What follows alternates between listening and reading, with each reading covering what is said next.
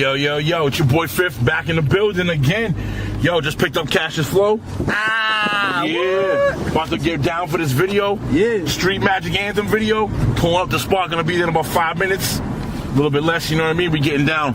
Peace. Yeah, that's that. I just picked up this fucking zipper. You what? I picked up the fucking thing for the zipper.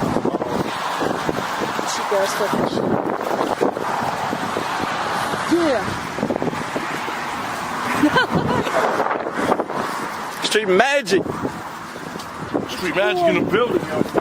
On the way right now, so this is New Bedford. This is the brand new bridge, New Bedford right here. We're gonna be filming some of the footage in this motherfucker, this direction. This ain't hype, it's heritage, born from the dirt. Moves in the beat, let the bass line hurt. You want smoke, we want food. Maybe that's why you couldn't. I'm recording, so. I put it on right now. Look at these dweebs trying to figure out what the. Hey, just get you got the candy. Try to do it with this shit. No, because my hand will be shaky. It's heritage, born from the dirt. Moves in the beat, let the bass line hurt. You want smoke, we want full inferno. Street magic, run the game, eternal. That's fucking ass. That's fucking That's all be my package. That's what you're filming, right? Yeah. Yeah. Alright, fucking hit the records. It is. I am recording. Alright, cool. Dude. We're in the ghetto right here. Oh shit. Get the fuck out. Oh yeah, we gotta hit ground. Alright, we're gonna get down. Street magic, run the game, eternal. Built for the storm, never bent, never broke. Turn the pain into power, every word that we spoke. Street magic in my feet, fill up, this is feet. Every step that we take, got them raising the stakes. Coming from the basement, now we up in the building. Made a wave out of struggle, now we ain't for a billion. Street magic, got the city in a chokehold. Came about the dirt, not a wrist on frost mode. Blueprint solid, every move like a chess play. 10 toes down. That's not boxing out like it was. Schedule the trains coming because it'd be dope if you guys would put the train pulling up. Street magic, got the city in a chokehold. Came about the dirt, not a wrist on frost mode. Blueprint solid, every move like a chess play. 10 toes down. Keep this recording. All of this is behind the scenes footage. This shit is fucking great. So where do you want us to go again? The whales. The whale. Let's go over to the whale. Let's It's figure out where the whale? whale is. Yo, you want me to release the whale? Hey, I Yes. got C and the of my ex here. Hey, hey. Nice, bro. That's fucking Are they sharks or whales? Those are whales. that shit, bitch. She had a big Yeah, because this is whale. This, out to this the lady. whale is. Oh my gosh! Wait, hold on. That's the biggest fan of Street Magic Yeah. right there. Woo! That's a big fan. I'm dying. That's Joey's whale right there. Yeah. Are you This saying chubby. that you had sex with a whale? Oh my god. Was this place here by the city? Right. Like somebody. Yeah, they put, yo, it's metal bands. Yeah, they really want Snip. to. They put bands on this. Bro, I can take that off there in about 5 Or is 10 this seconds. like fucking you do your own artwork? Yeah, well, surprised no one came over here elementary and school. fucking I thought. You know what's crazy? I Because wonder. they don't want to. They're like, this is a masterpiece. Look at this. Set bands on this. Yeah, We said that 30 seconds ago, bro. Back up. What is my anchor? So there's another whale going that way. Before. Or Bob. One of them. Bob. It looks like some weird fucking plant. Another Yeah. person. Batman. Batman created this. This girl. Street Magic's biggest fan. And then there's another one now. Whatever happened to her? Yeah, I don't know who that is. And this looks like a fucking weird purple person. I really want. That's from the purple People eater. I was just gonna say Yeah. that purple people eater. She wear it I like can't that. see shit. Now you look like a fucking Jew. Oh my god. Shalom. Is that where they go, Shalom? We love the Jews. Them Yes. boys, watch out for them boys. Hey, they're the ones that pay everybody, We right? love the Jews, man. The main Jews. They had money. I don't have no bank account. I don't. All right, we're gonna go back this way. This ain't hype, it's heritage, born from the dirt. Moves in the beat, let the bass line hurt. You want smoke, we want full inferno. Street magic, run the game, eternal. This ain't hype. This ain't hype, it's heritage, born from the dirt. Moves in the beat, let the bass line hurt. You want smoke, we want full inferno. Street magic, run the game, eternal. This ain't hype, it's heritage, born from the dirt. Wounds in the beat, let the bass line hurt. You want smoke, we want full inferno. Street magic, run the game, eternal. This ain't hype, it's heritage, born from the dirt. Wounds in the beat, let the bass line hurt. You want smoke, we want full inferno. Street magic, run the game, eternal. Street magic, got the city in a chokehold. Came about the dirt, not a wrist on frost mode. Blueprint solid, every move like a chess play. 10 tones down, gotta get it in the worst way. All nighter, yeah, the grind don't sleep. Turn the dream into cream, and we split it with the team. Came from the trenches where the love run cold. Now it's full court press, never break, never fold. Took the long road, never asked for a handout. Flipped a couple losses, now we flex with the bands out. Mind over matter, that's the code that we live by. Pressure make diamonds, tell them look how the team shine. City on my back, got them chanting the name. Street magic worldwide, let it run through the veins. Legacy in motion, this history in real time. Ain't no competition, every verse is a kill sign. This ain't hype, it's heritage, born from the dirt. Wounds in the beat, let the bass line hurt. You want smoke, we want full inferno. Street magic, run the game, eternal. This ain't hype, it's heritage, born from the dirt.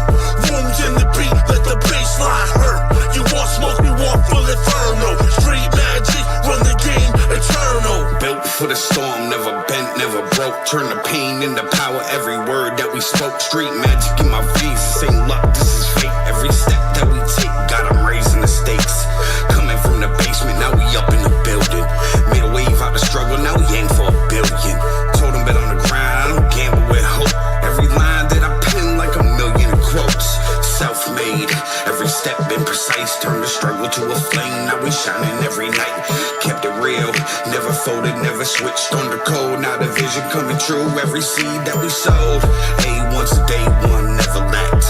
Took the pressure, made diamonds, put the team on my back. Street magic, we the force, we the wave. Built brick by brick, known for killing stage. This ain't hype, it's heritage, born from the dirt. Wounds in the beat, let the bass line hurt. You want smoke, we want full inferno. Street magic, run the game, eternal. This ain't hype, it's heritage, born from the dirt. Wounds in the beat, let the bass line hurt. You want smoke, we want full inferno. Street magic, run the game, eternal. This ain't hype, it's heritage, born from the dirt. Wounds in the beat, let the bass line hurt. You want smoke, we want full inferno. Street magic, run the game, eternal.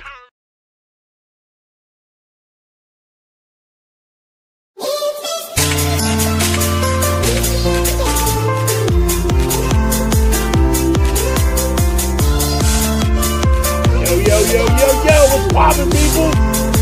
What's poppin'? Back. Pop-up party. 17.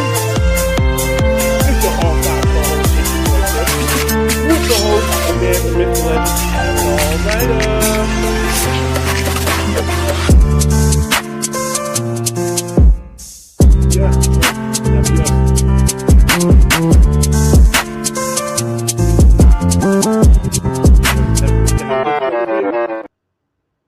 Not sure. What up, everybody? It's your boy, Aaron All Niter.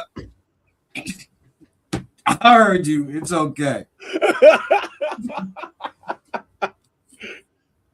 For those of you that don't know, Viv was behind the scenes doing the intro, shouting out everything. Now I don't know why you just accidentally. There you go. That wasn't me. Mine touched my was like, hold on. It was because that Jew comment I made on the behind the scenes. They're getting us. Exactly what it was. Oh man. So what's been up, brother? Same old, man. Can't complain. Another day above ground's another good day. Hell yeah. So I want to start local, right? I don't know if you've got a chance to see this because I know you work a lot. Fucking the last few days, 4 of us had some content creator controversy, drama, relationship issues, I guess. Depends on which one. I've seen a couple. I know of one that me and you are kind of somehow on the side involved with, partially not involved with, but I don't know. I guess we reported on some shit. If you're talking about that one, if it's something else, I'm not. Oh no, something totally different. Okay. So some female content creators. Oh, Like OF creators? No, like food critics. They go eat Ah. in public. Film themselves and give reviews. Mukbang. Kind of genius because we all eat, right? It's not like we just survive on air. They're like, fuck it, I can get traction eating, which I'm already gonna do. So, facts. Anyways, without really getting into too much of the drama, because it's messy. Long story short, one of the creators, I guess, stole another creator's fiance while they was like claiming to already be married but never officially married. Hold up. So one female creator stole the fiance of another female creator. Yeah. And then they do the same type of lane. So it's obviously the dude got a type. He likes female content creators who do food reviews. And both of these females are like a little taller. He's a short guy. So, that's what he likes. Interesting. Well, I guess it all came out in the wash again because the female content creator who stole him just left him and left him publicly. So he is going out there with the whole oh, you want to be my ex narrative. And then put a picture up of them both wearing a striped short set, like shirt and shorts, that I guess is from Amazon. So it's one of those Amazon links that these content creators put the outfit on. They get like a free outfit or a percentage off. Yeah. Paid depending on the views or how many people use their like promo code or link to buy the outfit. So both of these females are doing it. It's a real cheap outfit. One of the female content creators says she already got over 50 orders for this striped short set, just because of like this controversy. So I start seeing all these Fall River pages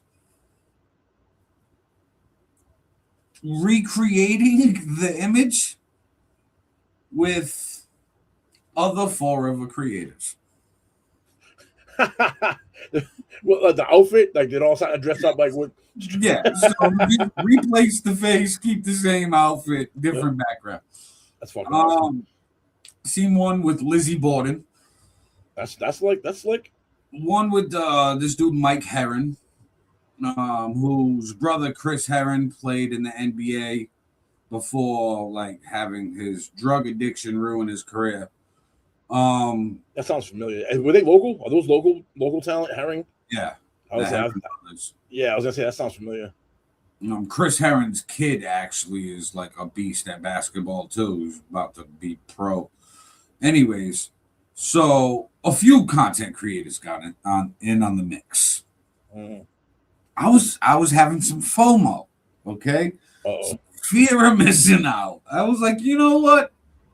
I don't want to dive too much into the relationship drama bullshit because we've all been there, okay? Everybody's had a breakup. Everybody's had a bad breakup. People have their bullshit. People have their sides, their stories. Some publicly, some non-publicly. You know how those relationships go. Right. So I'm like, I'm not gonna meddle into that. Okay. There's a lot of emotions there. The part that I liked was the outfit. I'm like, this outfit has now gone viral. Tell me you and your wife did it. Did you guys get matching outfits and do it? No. I thought you were going there with that, yo. FOMO. I mean, hey, right. However, I did Photoshop my face. Oh, Jesus.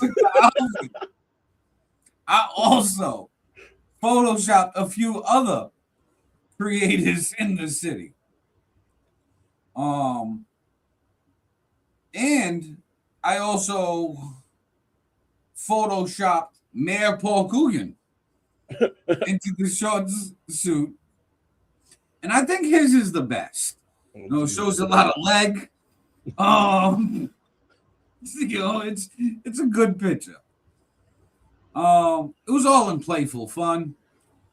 There's some people, even with the caption of the post saying, I'm not here for the drama. That's keep your own opinions about it. It's about the outfit. Who wore it better?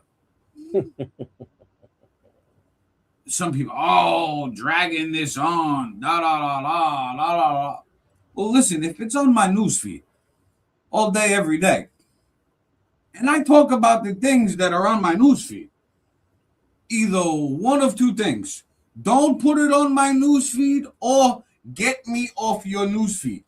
Well, how about this? Don't put it public if you want people to. You put shit in a public sphere, bro, like Facebook, Instagram, TikTok, and then have the audacity to say, don't comment about it. Then don't make it public so I can't comment about it. That's private matter. Keep it private. The shit you guys put on the internet, dude, don't expect us as content creators and people who do reactions to said content mad at us because we're reacting. Don't put it the fuck out there. Exactly. That's simple. This is technically our job. So what the fuck? I know what the fuck. Like, do your job, we'll do ours. I mean, if we do ours good. For real, what the fuck? So, yeah, I didn't really want to get into the messiness, but I was like, this is great. This is everybody's involved. People are picking sides, okay? People are calling the guy in this Team Psychopath. Okay? So I'm like, the dude looks horrible in all of this, okay? And there's people reminding us that he did something good in the community a few years ago. I guess he went viral a few years back with Fun 107. Okay. So he was on Fawns Corner Road near the mall, holding a sign saying, if you need a hug, I'll give you a hug. Oh, boy. And he was getting tips and like donations to him for giving people hugs. Like people were literally stopping their cars, giving him a hug. And he was like, I'm just doing it to brighten people's day. And they were giving him money. And then he went viral for that and was like, well, I'm just trying to do good things. I'm in a bad situation financially. I'm trying to save up money for a wedding. I'm engaged, my lovely fiance, blah, blah, blah. Then left his fiance for the other content creator. And she getting called homewrecker and all of this.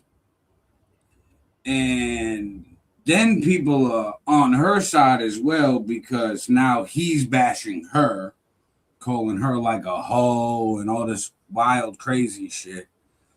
Because I guess they was in an on again, off again, long-term relationship. So like long distance. And like break up every 3 weeks. They're together for 5 weeks. Out, they're together for 5 weeks. Separated for 3 days. Back together again for 2 months. Like the on. Yeah, together while they're together type shit. That's how they took that. Yeah. I mean, but now both of them are throwing cheating accusations. It's like, listen, you guys is messy. However, I do want a local filmmaker to follow them around, all three of them, for like 30 days. I think it would be great. We film the content that they're making, put that out there. We film the relationship drama. Mm-hmm. We put the three of them in a house together. Ooh. In the city, one of the nice old Victorian houses. They have a lot of rooms, so they have space to like go in different areas. I think that would just make for like must-see TV. Especially if it's that drama filled, bro, too. And then we'll have to go into their lives a little bit, try to find some ex-boyfriends or girlfriends or people of they didn't get along with, introduce them into. Bro, we could definitely turn that in. That instead of it being baddies, we come up with some other fucking the newest genre of reality 24/7 TV living house. Hell yeah. Hell yeah, man. Fucking right. Women of the 508. Yeah. Ooh. Let's go. Women of the 508, and then it goes dun dun dun dun. And then the intro starts off, they're beefing with each other. One of them's got a Dunkin' Donuts iced coffee in her hand. Fucking throws it across the fucking thing. The other chick ducks down real quick, looks back up, ready to. Oh yeah. Takes off her Ugg boot, flies it at the other one. What the fuck? Did you get my Newport 100s? Did you get them? Yeah, right. Yeah. Yes. Oh shit. Forever, you know, they'll go viral. I think it'd be great. People, this is a lesson. Keep your personal shit off Facebook. I see it all the time. I see dudes on my Facebook crying over their girls, crying over girls that have done them wrong. Like, I've seen girls doing the same, and then they just want the validation of their feelings in the comments. So people pick sides and they get in the comments. And if it's like a girl crying on the live talking shit about her man, everybody in the comments, you're better than that girl. You don't need him. If it's a dude talking shit about a girl and he all emotional, he like, yo, fuck that bitch. People in the comments, yeah, man, fuck that bitch. She a hoe anyway. She for the streets. Everybody just looking for people to line up with their feeling. Keep that messy personal shit off Facebook. We here for podcasts, music, memes, and things and shit like that. Fun stuff. All right, hold on. So I'm gonna take the opposite stance. As a matter of fact, I want you to put all your dirty laundry on the motherfucking internet. I want you to tell me how bad you hate that hoe. I want all that smoke because I love reading that shit. It is when I'm taking a shit and I start scrolling through. I love the 2.5 mile books y'all be posting out there, detailing step by step what happened. I love. I'm here for it, and it gives me shit to talk about. So yeah, I'll take the opposite on that one. Drop that shit. True, because I do be reading the long ass stories, and I be reading like all 300 comments on the post. Yep. I see some dramas. I'm like, oh shit, this went viral. What was popping? I'm looking at the comments. And know what I noticed? And I wish it comes back. What happened to the Meta AI, the summary? Oh, it's still there. You still get them. Nah, my new update, I don't got it no more. Really? Yeah, I look at these comments that got fucking 300 comments in it. I want the Meta AI summary. I don't want to have to read all 300. I want to see if it's worthwhile to read the 300. Give me the paragraph to summarize it. I don't have that shit on my Facebooks anymore. Either one of them, and I got two. This new update switched it all around, and I'm like, oh, hell no. I'm like, I don't like that. Now I got to sit there and fucking read all 300 comments because I'm nosy like that, and I want to see what the fuck is going on. It's intriguing, okay? Yes, it is. Man. Yes, it is. So I love it. I wanted to start it off local, since we are streaming on Four of Experience. That was good. Now, taking it global, something big is happening right now as we speak, and it's got the world's attention. I got a video clip. Check this out. We'll talk about it. Well, the atmosphere in Times Square right now is absolutely incredible ahead of that big World Cup final between Spain and Argentina. It has to be said that everywhere I'm looking right now, Argentina fans are very much in the majority. Let me just step quickly out of the shot to show you what is behind me right now. So many Argentina fans here in Times Square singing and chanting for their team as they have the chance to lift back-to-back World Cup titles after having won back in 2022. Absolutely remarkable scenes here in New York. It's been raining and pouring, but the Argentina fans haven't let that dampen their spirits. They're chanting away. There are flags and banners with Maradona and Messi's face as they... Well, checking the score as the game is now over, Spain beat Argentina 1-0. So, listen, the soccer scores, they need to do a little bit better. Oh, here we go. I mean, I love the defense. Okay, very great. Okay. Yo, But is that I- the final? Is that it? Is that it now? Is it over? Yeah, I guess it's done now. We done. Everybody go home. So no. So the FIFA World Cup's over. Spain is now Spain is the world champ. No shit. Congratulations, Spain. and they knocked off Argentina, who won the last World Cup. Don't they have one like don't they have Messi, or the other dude? Doesn't Argentina have one of those two top like soccer dudes in the world? One of these people, I don't know. I know that they one of the best if they won that shit last time. Yeah, no, I think they have one of the top two dudes, Messi or the other dude. I don't be paying much attention to the football. Me neither. All day. Yeah. Good. Oh. You know, Goal. no, and why do they say goal for so long, bro? It's like you'll hear them take a breath in the middle of it and go on for 3 more breaths. Goal. Then they're like, goal. Goal. It's like, bro, you said it already. The word is done. You don't have to drag it out anymore. We get it. The point is already on the board. I wonder if it's like a Bruce Buffer. You know how he's like, let's get ready to rumble before the fucking ball. Yeah, but just imagine if in the middle of the rumble he stopped and then just continued. Yeah. Let's get ready to rumble. Oh, like, bro, stop. Relax. Shit, what the fuck is going on? Oh man. So congratulations, Spain, with the football. Football.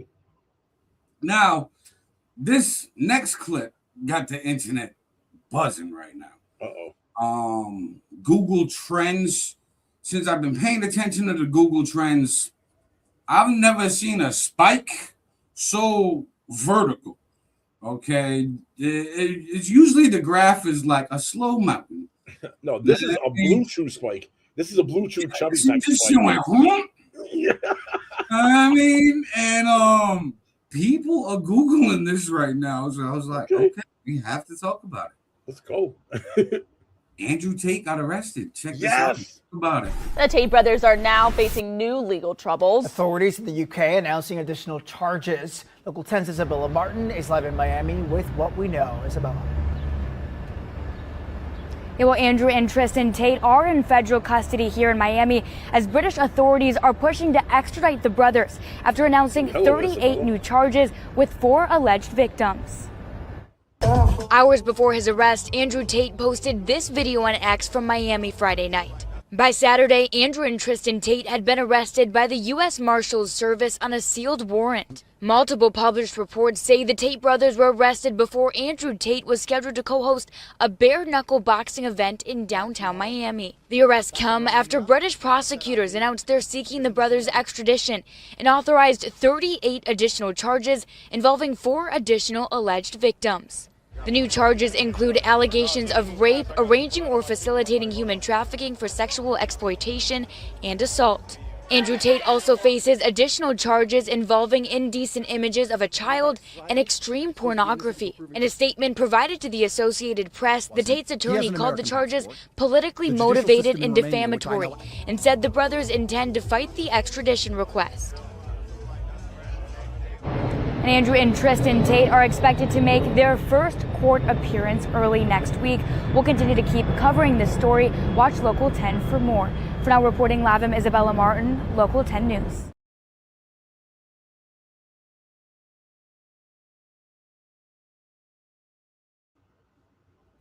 Yo, that is wild. When are they going to leave these boys alone, man? Holy shit.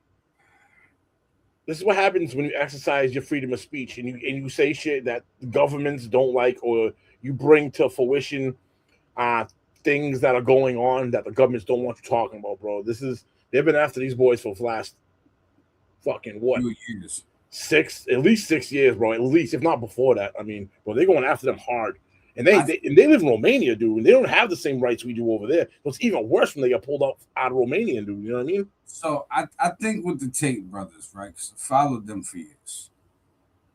I think that it's like all people, well, most people. Once you get a certain position of power, you do wild shit. I think that they got out there spreading their word and their opinions and beliefs. People aligned with them.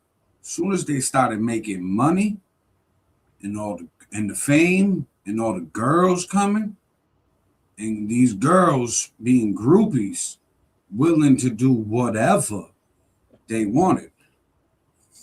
I feel like they did or may have taken advantage of that. I feel like they may also, one of the charges was like extreme pornography of like minors or something. Like they might have had like a teenage girl that they didn't know was a teenage girl because she had like a fake ID or something. That they did some wild, crazy shit to. And Well, Brandon Tate also has a past. I mean, what really got him on the mainstream, this was why there was such a backlash with him, and he didn't get as big as he probably should have, pushing the manosphere, like red pill kind of thing, was he had said this on interviews too. And don't get me wrong, I support the Tates, I follow them, I like Brandon Tate, and I like his brother, I like the message. However, Brandon Tate was on a podcast saying that before he got famous, he had gotten some really like hot cam girls and was running cam girls and running something out of like not a brothel, but like he had set up like a floor with multiple rooms, and he had a bunch of cam girls. Did he have like a website too with it? Yeah, and he was the one actually responding to the guys as if he was the girls, like writing back, like getting the guys to drop the money. So he does. This is why this story has legs the way it does, because there's a possibility it could be true because of his past. It isn't like he has this has never been heard of in his past. So they're already trying to they're trying to exaggerate what he did before, but he's already been through this. And the girls because they tried to get him in Romania before on this, and the girls testified and said that they never did anything bad to him. They were nothing but gentlemen. Like before the charges were like holding them hostage. And the girls that were supposedly held hostage testified on their behalf saying, no, bro, they said the door was open and I could leave whenever I wanted. They didn't have me there. I was there willingly. Right. But you don't hear that side of the story though. You only hear the charges. So this is wrong with the media, is they'll blast the charges right in your face across every major news station across the world. But then when you get found to be innocent of said charge, you don't get that same coverage. So now people's minds, they're left with Tate's bad. Tate's equal, pedophile, PDF shit. You know what I mean? That's something that they do with sexual cases and domestic cases. Because of something that psychologists have named Stockholm syndrome. So they discredit anything that the alleged victim may say to protect the accused, because they feel like it's a trauma bond, so they disassociate it completely. You know what I mean? Like there's a friend of mine who, he's going through a situation, not a sexual assault charge, a domestic charge. Girl put him in jail. Now, girl wants nothing to do with charges. Wants him home, misses him, loves him. Said, I was just mad at you. You know what I mean? And this is a problem. But listen, right there. Now the state is doing their own thing. Yeah, they pick up the charges on him. You don't want to drop it. We're ready for trial. We're taking it. Yeah, they'll pick up the charges on behalf. It's crazy. Right. So those type of charges is tough because you do want to believe the victims, but that's why I think in a situation like this is what my gut tells me. They got rich and famous. They had these girls throwing themselves. They wasn't like checking IDs and birth certificates. They was like, yo, she's hot. She wants to suck my dick and do all some other shit. So let's go. And just got caught in the situation, not thinking with their right head, thinking with their south head, and then got caught up because people like, hey, let's find dirt on these guys. We don't like them. Well, everybody got some bone skeletons in the closet. Yep. You know what I mean? Especially if you portray it and advance it to everybody, to get everybody talking about it. So, like, we don't know all the full context. We don't know all the situations. Do I think that he might have did some crazy wild sexual shit? Possible. With power, that's That comes with sexual the territory. deviancy comes with power and money. Absolutely. You know what I mean? You got to think these women, some of them will do some wild, freaky shit for the average broke motherfucker. What will you do for a dude with a yacht? Right. You know what I mean? With somebody with millions, whatever the fuck they want. Yep. You know what I mean? Until the money runs out. Then when the money runs out, oh, I didn't want to do that. I felt forced. And it's a double-edged sword for the women too, because if you put your feet in the shoes of the women, it's like, and because women are naturally emotional creatures, it sucks for them because if it really did happen, you have so many women that are doing what happened to your boy's case, where it's like they're mad in the moment, they're super emotional, they make an irrational choice that has repercussions and consequences that go down the line. They don't expect it, you know what I mean? Now her man's in jail, she wants him out, she has to come back and be like, I was mad, it never really happened. But that then discredits the women where it really happens to them. What happens when you really are essayed, you know what I mean? And then that's why the courts are at the point where, like, listen, you said it, and in the moment, it's set in stone. We're taking it from here. Exactly. We don't care what you say after this. No, sorry. Think first. Like, but to mitigate some of that, and we don't have this law at all on any books, is you can't file a false police report because you'll get in trouble. Women that file false SA charges should also be brought up on charges, bro, because you can absolutely ruin someone's life. I'll bring this too. There's a Major League Baseball player I say false charges on anybody for any type of charge, especially this though. This is especially heinous, because this attaches the rest of your life. Domestics, any type of shit, like even robberies. People are gonna look at you like, "Oh, you a thief." Even if you're not, and it ruins your life, bro. You got a baseball player missed out on a $250 million contract because there was false allegations put against him. The team dropped him. They went to court. The girl in court came out and said, "I'm sorry, I lied," but the team won't take him back now. And he's playing baseball in Japan. When he was up, he was to be the next guy to sign the next biggest contract. He missed out on $250 million because of some of these false allegations, bro. Like, you literally ruined an entire family and a man's life. There should be repercussions for that, and you'll see that women will think twice about going that route if it didn't really happen. Bro, listen to the police scanner. People call the cops for the dumbest shit.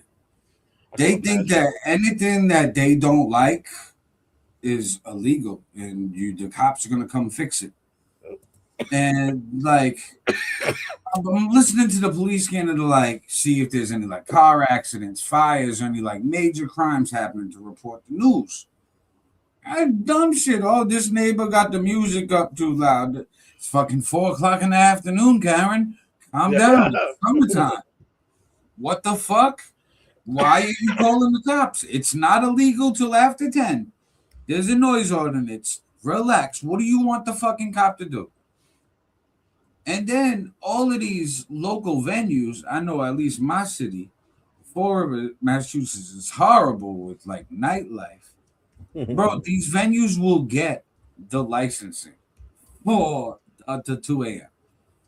And Friday, I'm driving around and fucking listening to the scanner. Call for loud music. One of the nightlife spots. Fucking 1:00 in the morning. They got a license till 2. The cops reported up over there. I pull up. There's 4 cruisers outside the venue now. Right? Jesus Christ. I just drive by. I'm like, I'm not gonna film this. It's literally fucking noise ordinance. Nobody gives a fuck. But I'm paying attention, right? Because I like nightlife type shit. Listening to the scanner. The owner agreed to lower the music. Man, fuck you, officer. I got the fucking license for another hour. You better tell Karen or whoever the fuck is complaining to shut the fuck up and stop the time. I mean, they should be getting in trouble for calling you while I have a license till 2 a.m. They just wasted your resources. I'm already approved for this in this volume. Suck my dick and get the fuck out of my establishment. The fuck? This is why you gotta play nice. Things. You get one or two people complain. Everybody's like, oh, we gotta act for that one person and ruin it for the crowd of people who's in the fucking building. Yep. The whole crowd that's in the building of like almost 100 people. Now, an hour of their night just got cut short. They paid babysitters, they're out, all of this shit. And one person said that the music was too loud and just ruined 100 people's nights. And all the money too, like you said, you think about it, like I got kids, you gotta get a babysitter, you gotta come up with gas money, you know what I mean? People have to get their nails done, their hair done, barbershops, lineups, clothes, the booze at the bar, bro. You talk about, average couple probably drop 200-300, you know what I mean? Like, and that's a good night per couple. Mm-hmm. And now you just cut that night short because somebody said, the music is too loud. Mm-hmm. I'm trying to go to sleep. Well, you live above a fucking bar in a city. Right. What the fuck? Why do we have to cater to everybody's little false reality? Bro, this is why This is why started, bro. This is the type of shit. This is what what started this shit, bro. The participation trophy shit. As far back as this is what started this fucking shit. This is where this has gotten us now, man. Where everybody's feeling, everyone needs to be validated. Everyone needs to be like, my opinion. I'm not saying people's opinions don't matter, but like in this case, Karen, shut the fuck up. Like, let it be, yo. You know what I mean? It's the fuck. Right. If they got the lights till 2, they got till 2. If there's a noise ordinance till 10, and you live next to a fucking club, well, there's a little leeway there. You know what I mean? You chose an apartment to live in an apartment or a house next to a club. What the fuck you think was going to happen? And as a society and a community, people got to realize, like, okay, for this club to get the license, they have to go to the licensing board and have a meeting. Before approving this license, the license goes, is anybody in opposition or in favor of this? And they give people a chance to speak up. That is your chance. Schedule a night to go to the fucking meeting, find out what's going on in your neighborhood, pay attention. If you're going to be one to complain, then pay attention. Find out what the fuck is going on so you can stop it before there's nothing you can do about it and you just got to live through it. Horrible. Well, just fucking deal with it, bro. I mean, Jesus Christ, like everyone's life, your life can't be 100% peachy dory all the time, or it wouldn't be fucking life, man. Like, there's gonna be shit you don't like in life. You just gotta deal with it sometimes. Like, how about that club ain't going nowhere? If you don't like it, you can move. I guarantee options. I give that club a year of noise complaints, the licensing board will pull the license. Facts. You know what I mean? They're gonna be like, we have a stack of complaints every weekend. Officers going there, blah blah blah. Mm-hmm. Sorry, can we cut your music till 8 p.m. or 7 p.m.? They're gonna be like, what the fuck? Yeah, I have nobody in the club then. The club don't get popping till 10. You know what I mean? Like, and then now they're like, yeah, so we might as well just close instead of stay in business. Mm-hmm. Type of restrictions, like they did that to another bar in the city. They told the bar that they had to close at 10 o'clock for 6 months before they can reopen and have like full liquor to 2 a.m. again. And that they had to stop serving alcohol at 9 p.m. to get people out at 10. Well, obviously the bar closed. Like, how much money you expect me to make shutting down drinking at night? And it hurts the city. This is like the city shooting himself in the foot, bro. Like, that's one less business the city has now. You're not getting the tax revenue. The people that will go into this bar think about what they had job loss, tax money loss. Like it costs. There's fees every year that a place has to stay open. Like the licensing fee, alcohol fee, the monthly. You know what I mean? The utilities. Massachusetts needs to copy New Bedford, Massachusetts' licensing board.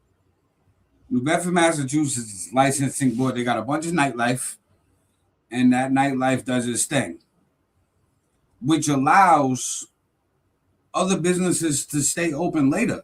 To thrive, yes. I mean, Fall River shuts down at like 10 o'clock, everybody in bed. And it Bro. seems like the people on these boards want Fall River to be like that. Sorry, doing that forces people to find their own thing to do. Yeah, which when normally someone finds their own thing to do, they're finding trouble. Yeah. Yep. Idle So hands does the devil's work. Bro, they're crazy, man. You think they learned their lesson by now? You think they learned their lesson? Never. Now, speaking of learning lessons, right? Check this out. We'll talk about it. Welcome back. Last night, President Donald Trump urged Congress to quickly pass the Save America Act. However, Senate procedure is slowing things down. Here's Trevor Shirley with tonight's News Nation Political Minute in Washington. The Save America Act stuck before the Senate. I'm Trevor Shirley, News Nation Washington correspondent. Supporters say the Save America Act aims to improve election security by requiring a valid ID to vote, largely curbing mail-in voting, and preventing non-citizens from casting a ballot, which is already illegal. The bill, which passed the House in February, does not have the votes it needs to break a Senate filibuster. Procedure requires a 60-vote minimum to end debate and head to a final vote. Senate Majority Leader John Thune saying his caucus is, quote, not even close to reaching that threshold, given Republicans hold 53 seats. President Trump pushed for the bill's passage in his primetime speech Thursday night. Addressing this crisis of election security demands that Congress must pass the Save America Act. How easy is that to do? The president has refused to sign any other legislation until the passage of the SAVE Act. Critics, though, say it would negatively impact married women, rural Americans, and first-time voters. I'm Trevor Shirley, and this is the News Nation Political Minute.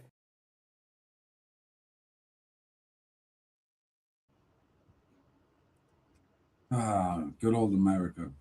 Oh my fucking God, bro. Listen, know what I think we should do with this Save America Act, right?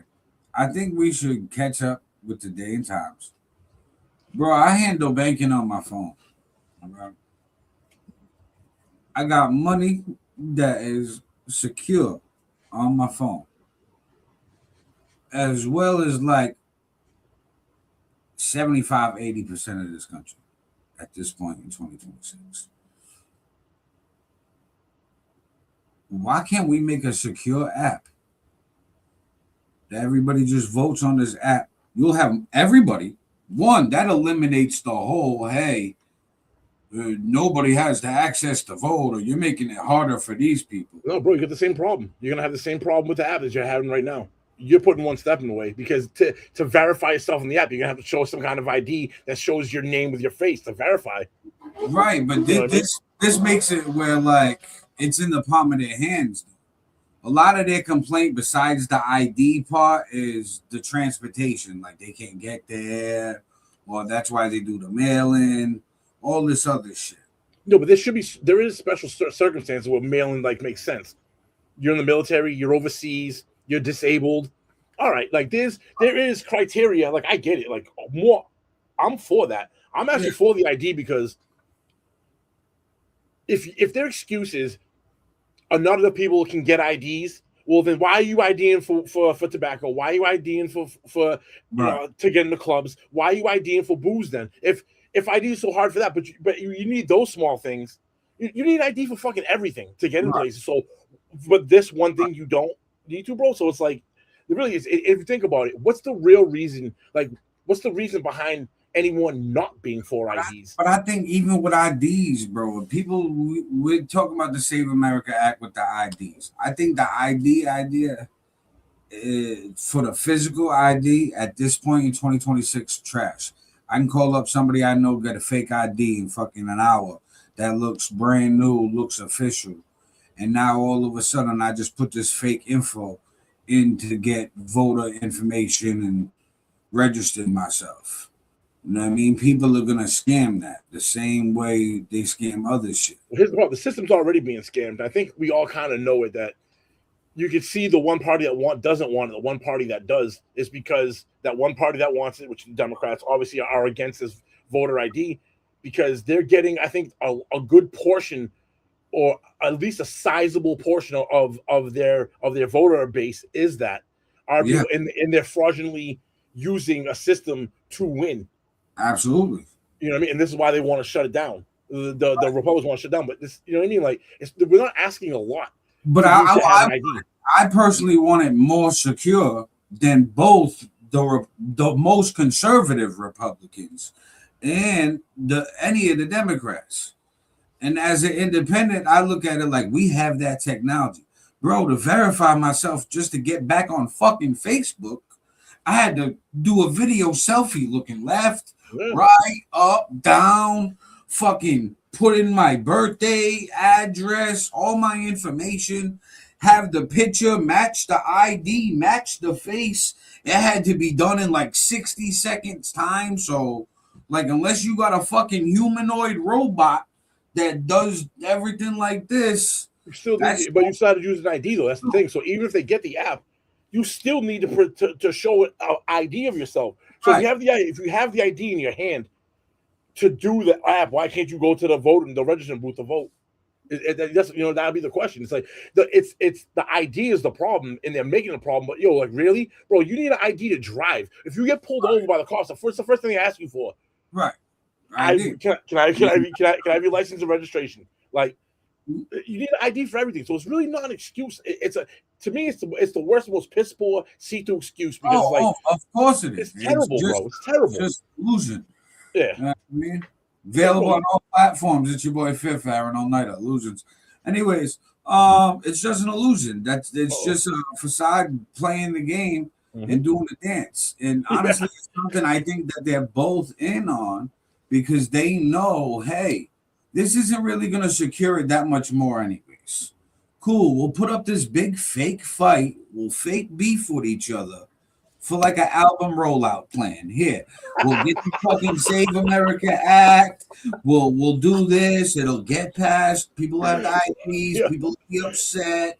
There'll be a good guy in a heel like WWE. And then afterwards, you know, we can still scam it. Republicans, Democrats, left, right, red, or blue, they're still gonna scam it. 100%. It will cut down on the amount by a lot because not everyone and anybody has access. Individual scammers. So now the people who are just trying to scam because they're really about their party, so they're trying to request extra ballots and fill them out and send them because now they got extras. All the Democrats will do is just set up shop to make fake IDs and hand out fake IDs to people. They'll create an infrastructure in order to keep their base that they're trying to protect by this. Fake IDs on the streets. Yeah, but they'll come up with names. All right, your name's, whatever it is. Boom, boom. We'll get your fake ID in 2 days. But that's when they'll implement the new technologies that we have with the fucking facial recognition and AI and all this other stuff. And they'll say, oh, that's to combat the fake ID crisis that's doing this and influencing our elections. And blah, blah, blah, and another fucking fake fight going back and forth. I mean, politics. Politics. Like Jay-Z would say, politics as usual. I mean, and speaking of politics as usual, this might be the new usual because there's like 50 out of 103, 113 of these motherfuckers that are over 70.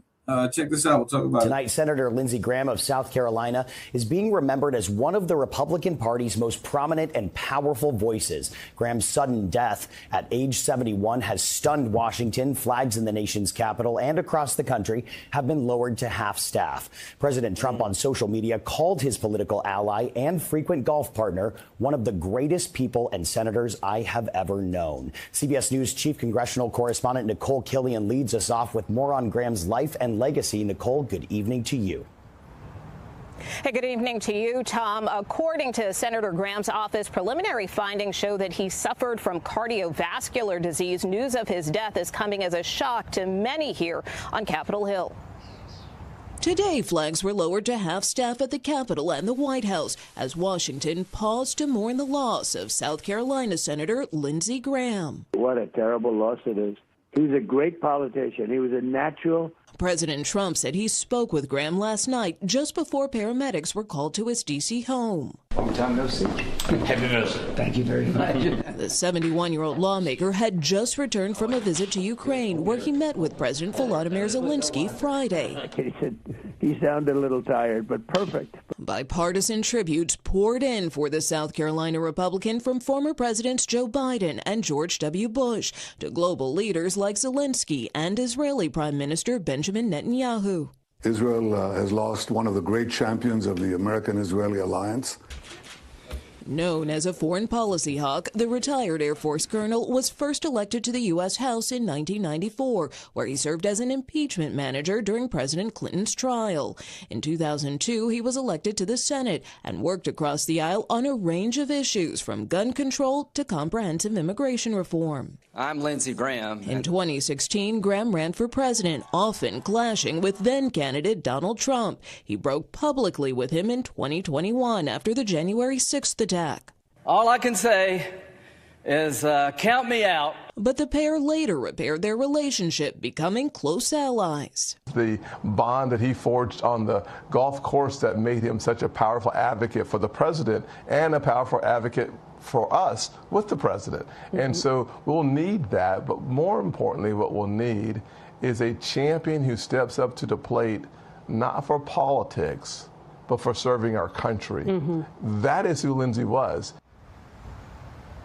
Now, just before his death, Senator Graham was working on a bipartisan bill to impose more sanctions on Russia to help end the war with Ukraine. South Carolina's governor is expected to appoint someone to serve out the remainder of his term. Tom? R.I.P. Lindsey Graham, whether you like them or not, it's a life loss. Yeah, whether you're into politics or not, I mean, obviously, I lean a little bit conservative. I'm center right. If someone on the left had died, a senator or a Republican, you know what I mean? The House or a senator had died, I'd also be upset about that too. You know what I mean? Like, just like Aaron was saying, just have morals, be a decent human being, and have a little empathy for the loss of a life. Doesn't matter you left or you right, Republican, Democrat, bro. Somebody died, somebody's family is mourning right now. You know what I mean? And the guy was, whether you like him or not, he was in Congress for a long time, and he did a lot of good things. Now, there's this one show I watch sometimes, and people think it's like a partisan show, but no matter who the president is, they always make fun of everything. Yep. So, like, they keep it straight across the board. It might seem like they're picking on a certain side because, like, well, you have a president for 4 years. I mean, it'll be 4 years of picking on your guy if your guy's the one fucking up. Yeah, right. So I was watching a clip. I'm not going to play it because it'll definitely copyright us. The Daily Show. And they clipped up. You're going to have to check it out after that episode. So the guy, I forget his name. I think it's Jon Stewart. Yeah. He's the host. Yeah. So he and he like just gave a crazy reaction. So I think it was on Fox News. They had Trump giving like a eulogy type shit. Well, Jon Stewart called it Trump's eulogy. And it was Trump talking about Lindsey Graham. He was like, yeah, he was a great guy, absolutely amazing. He called me all the time. I'd have to tell him, Lindsey, stop calling me. He just stopped the clip, and then Jon Stewart was like, yeah. You know what I mean? He goes, maybe he's just soft opening it up. And then he was like, yeah, Lindsey Graham used to love to golf. He really enjoyed golfing. He wasn't a good striker, not at all, but, you know, he enjoyed it. And then he was talking about like how he was a great politician. He was like, but we butted heads for years. He was like, so everything was like a backhanded compliment. And I'm like, yo, they really didn't like each other. And I'm like, Trump is so petty that his emotions show right through. Like, nah, I don't give a fuck. I know I got to say something nice, but he also sucked at this. No, it's the backhand shit. It's that passive aggressive. Like, yeah, the back end. He always thinking everything's good, but you got to throw that little tail end on it just to let you know how I really feel. Yeah, like, why did you got to say he's horrible at golf? I mean, he's dead already. Right? He's never gonna play golf again. I mean, he loved it. He enjoyed it. You could have stopped right there, bro. Mm-hmm. But he wasn't a good striker at all. Okay, great, bro. Like, thanks, bud. like, fuck, that's fucked up. That's Now I'm just picturing Lindsey Graham missing the ball while he's playing golf. Fucking throwing that imagery out there. But I think this is why politicians need like a retirement age. Yeah.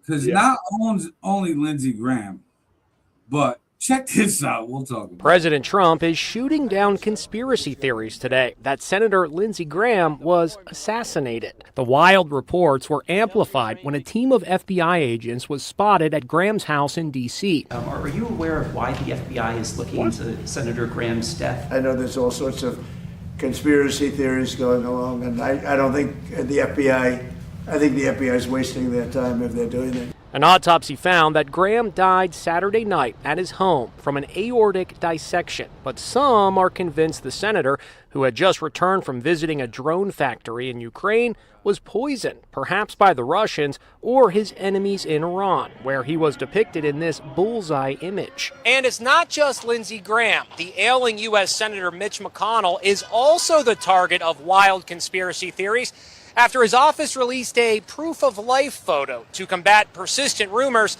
that the senator is dead. Experts say the photo is definitely real, but the conspiracy theorists refuse to believe it. It shows McConnell very much alive in a hospital room with his wife Elaine Chao by his side. Notice a copy of Sunday's Washington Post in his lap. Apparently, they're to dispel claims that the photo is old. He says he has a mild case of pneumonia, but his political adversaries are not convinced. This is such BS, says right-wing Trump ally Laura Loomer. The late-night comics are also piling on. Nothing says perfect health like having someone hold you up when you're already sitting. After that, of course, Mitch and his wife released even more photos. Here they are at Disney riding Splash Mountain. Jimmy Kimmel photoshopped himself onto the photo. For those who've been asking, I'm feeling great, he wrote. We had AI expert Matthew Stamm examine the image. What we found is that there is not evidence that this is AI generated.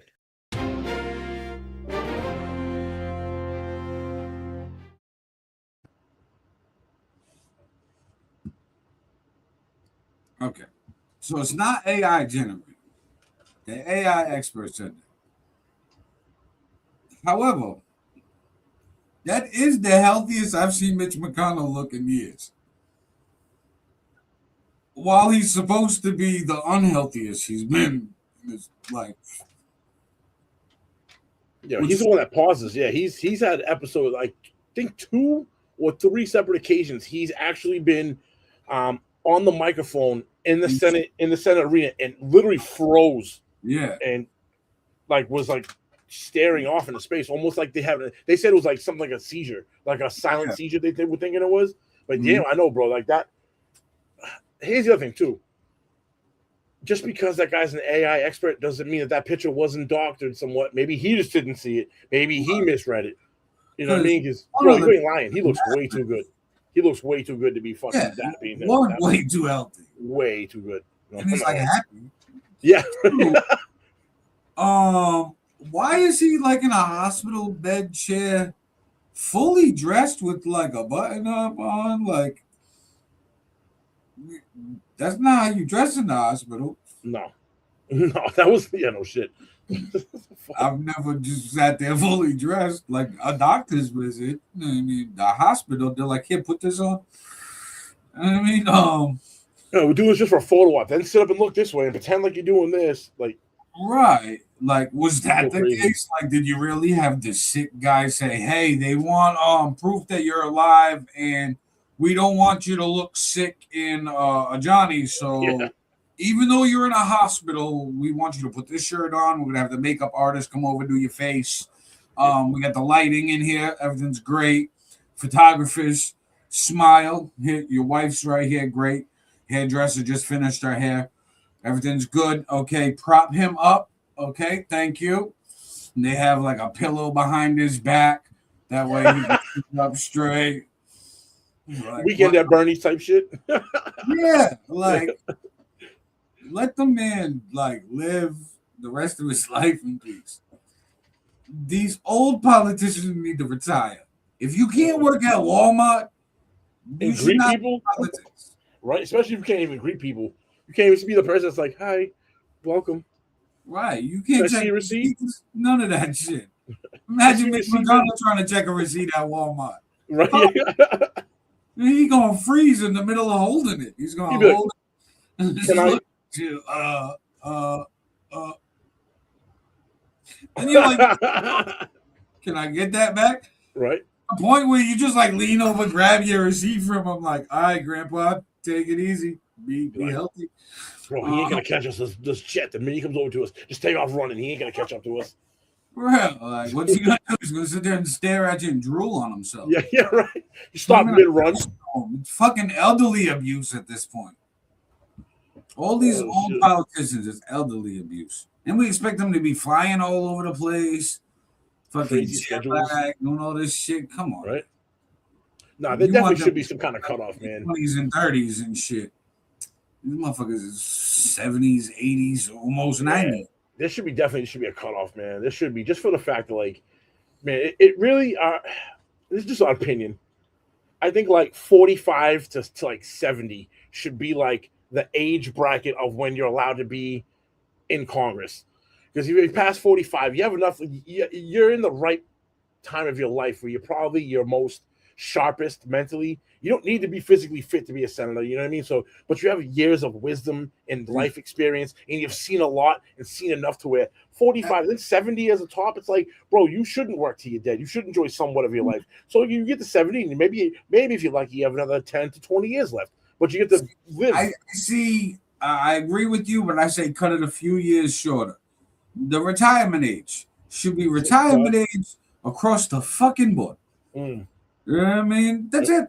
You know what I mean? Not pick and choose what jobs. No. Even with like Supreme Court justices, I don't want them on there for the rest of their fucking life. You know what I mean? What if like all of these young ones that just got put on the board? They're like in their 40s. What if they live to like their 90s? They got 50 years ruling decisions. I mean, what if like that. the country changes in 50 years a little bit? I kind of like that going away, because then it's like, I guess it's bad, and it's bad too. Now I'm not thinking about it more. It definitely has its pros and cons, but you'll be able to. Some of these rules aren't meant to evolve with. They're not meant to evolve, right? And I feel like those are the core ones where that's really where shit starts to break down, and people erode at those core ones. So you need someone that's been there long enough to be like, no, I knew how it was. I've seen this play before. We're not doing it. This is why I say retirement age still even on that, because their brains are not as sharp as. That's a con. I'm with it. There's pros and cons to it. Now they're trying to remember case law for this. They're like, damn, I think that was right.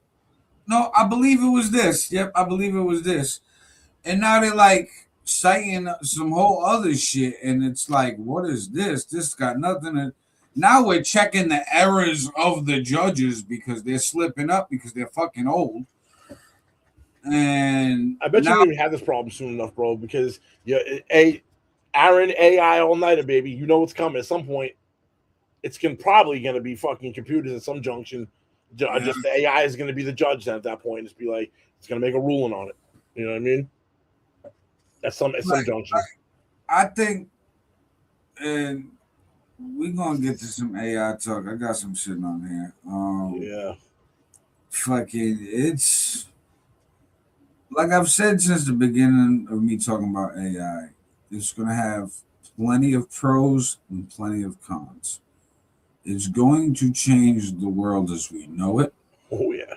And it's going to be a huge transition that if we thought life is completely different now than it was before the internet, I say square that by like to the 10th power. Yeah. I mean, where if somebody's in jail right now, gets locked up, and they get like a 50-year bid, and they come home in 50 years, they're not going to recognize life.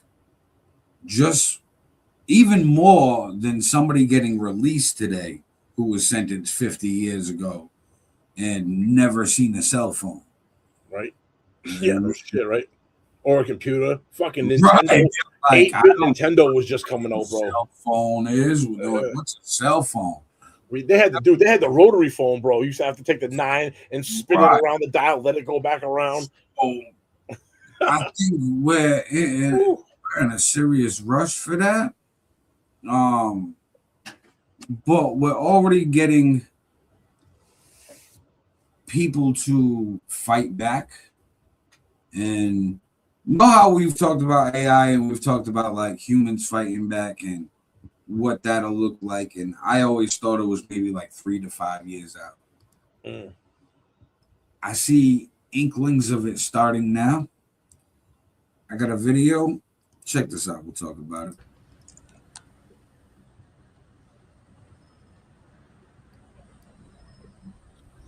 So you see this guy right here on the roof of a Waymo. He does not like the Waymo. He is arguing with the Waymo.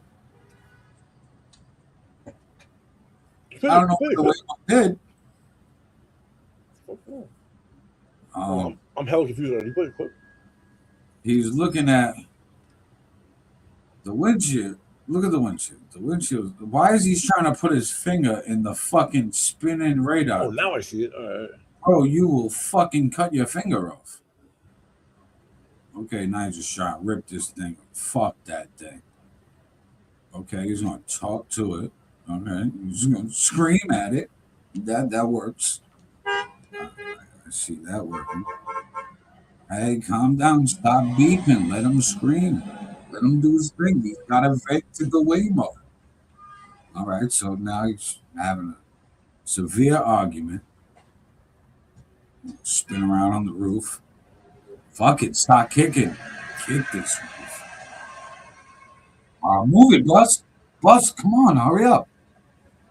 Oh, damn, Bus.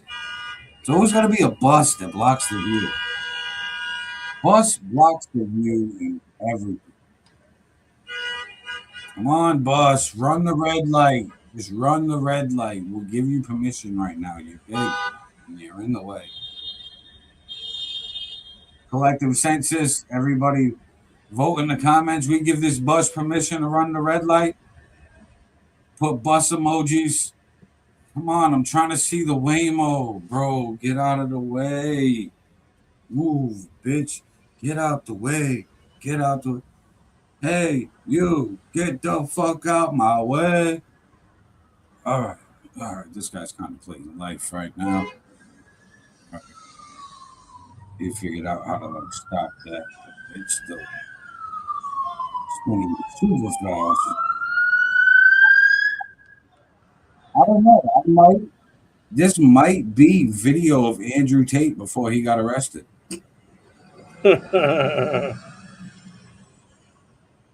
It looks like Miami. You got the palm trees in the background. I'm starting the rumor right here. Live video footage. Andrew Tate on bath salts. Andrew Tate on bath salts, sexually assaulting a Waymo. This is great. Oh no! All right, come on, get to Andrew Tate. Broke the whole windshield. Move the fuck out the way, bro. Getting arrested. Bye, buddy. Oh, shit, That's insane. all right, yeah, that was insane. Okay. All right, so it definitely looked like Andrew Tate sexually assaulting the Waymo. He was in the middle of Miami, just shirt off, going ham. Oh, on bath salts. Jesus Christ. And that leads me to this. China just debuted a new sport for robots. You know, obviously, of MMA. Well, this is MMA. Oh, no. Check it out. We'll talk about it. Sports fans know all about MMA, but now get ready for MMA, mechanical mixed martial arts. The world's first fighting league for humanoid robots is launched in China.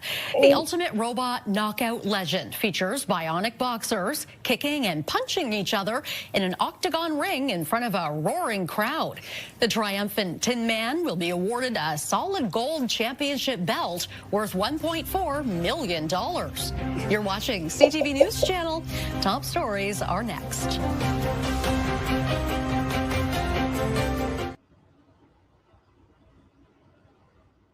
Okay. I have a problem with this. The championship gold fucking belt thing is worth $1.4 million for a fucking robot. What the fuck? What the fuck? The design team, design this behind this shit, you can really paid off this. I feel like this is just to test out the robots. And they're like, we can do it publicly and make money to feed back into designing these to get better and better.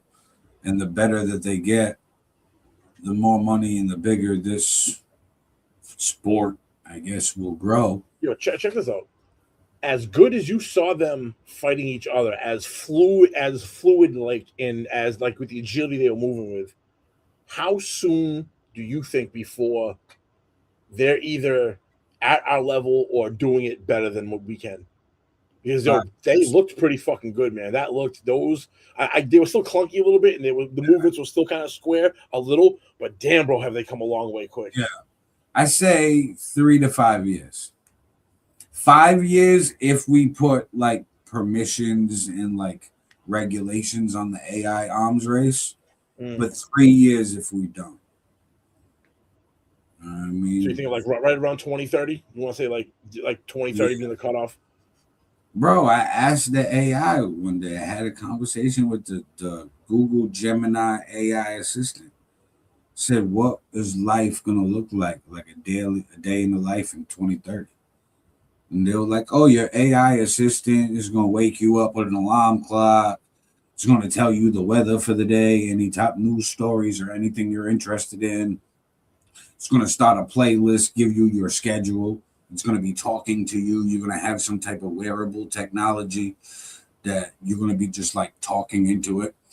You know what I mean? And then like any type of health checkup, it's going to do like, hey, your blood pressure is a little bit high. Is everything okay? Or this and that. Like, we're noticing you're having a heart attack. No, we alerted the authorities. 911's on the way. So people are gonna use it and be like, hey, this is fucking great. I literally got an assistant with me all day, like a nurse practitioner pretty much with me all day. Thanks. And then whatever else you prompt it to do as an agent, people like will use it in their jobs, whatever it is, to assist them. They're already training doctors right now with having AI go to the doctors. And doctors are telling the AI, listen, come in as a patient with this, but these symptoms and this type of thing, and leave out information. Let me find what's wrong with you, whatever.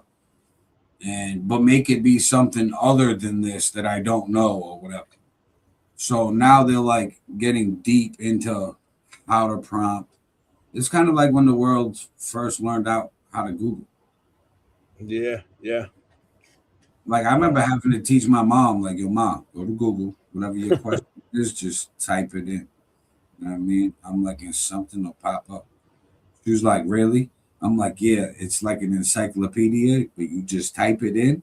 And then when you hit search, I'm like, it goes right to the page in the encyclopedia in the book. I'm like, has the world's information right at your fingertips. Right. Now this is going to be like integrated in some type of wearable. Right now they're doing the fucking glasses. They got Meta AI commercial with the glasses and Kylie Jenner right now. She's pushing them? Yeah, she got her own pair.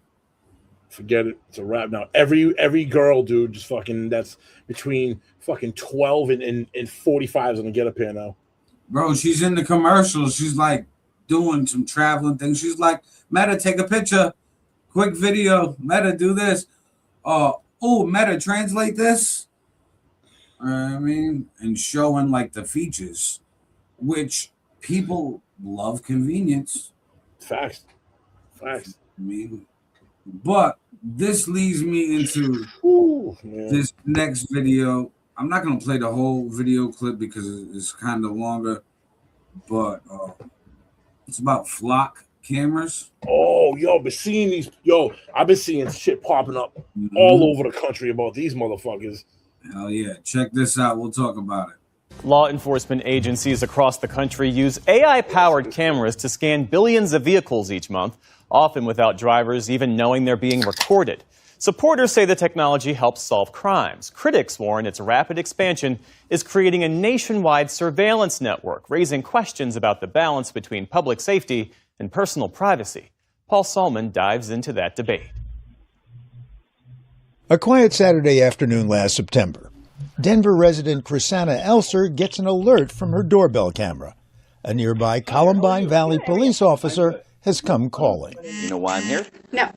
He pulled out a picture of my truck and accused me of stealing a package. We have cameras everywhere in that town. You can't get a breath of fresh air in or out without us knowing. Police-operated cameras had recorded her driving near the scene of the crime. Only problem, she had nothing to do with it. They caught me 20 times driving through the neighborhood that we drive through to go to work every day. Police had simply matched their video with doorbell footage of the theft, showing a blonde, like Elser. Well, can I see this video? If you go to court, you can. If you're going to deny it, I'm not going to extend you any courtesy. If you're going to lie to me, I'm not going to extend you any courtesy. It was shocking to have somebody come in so strong and rely on the digital evidence. Small black cameras mounted on utility poles began appearing around the neighborhood in 2024.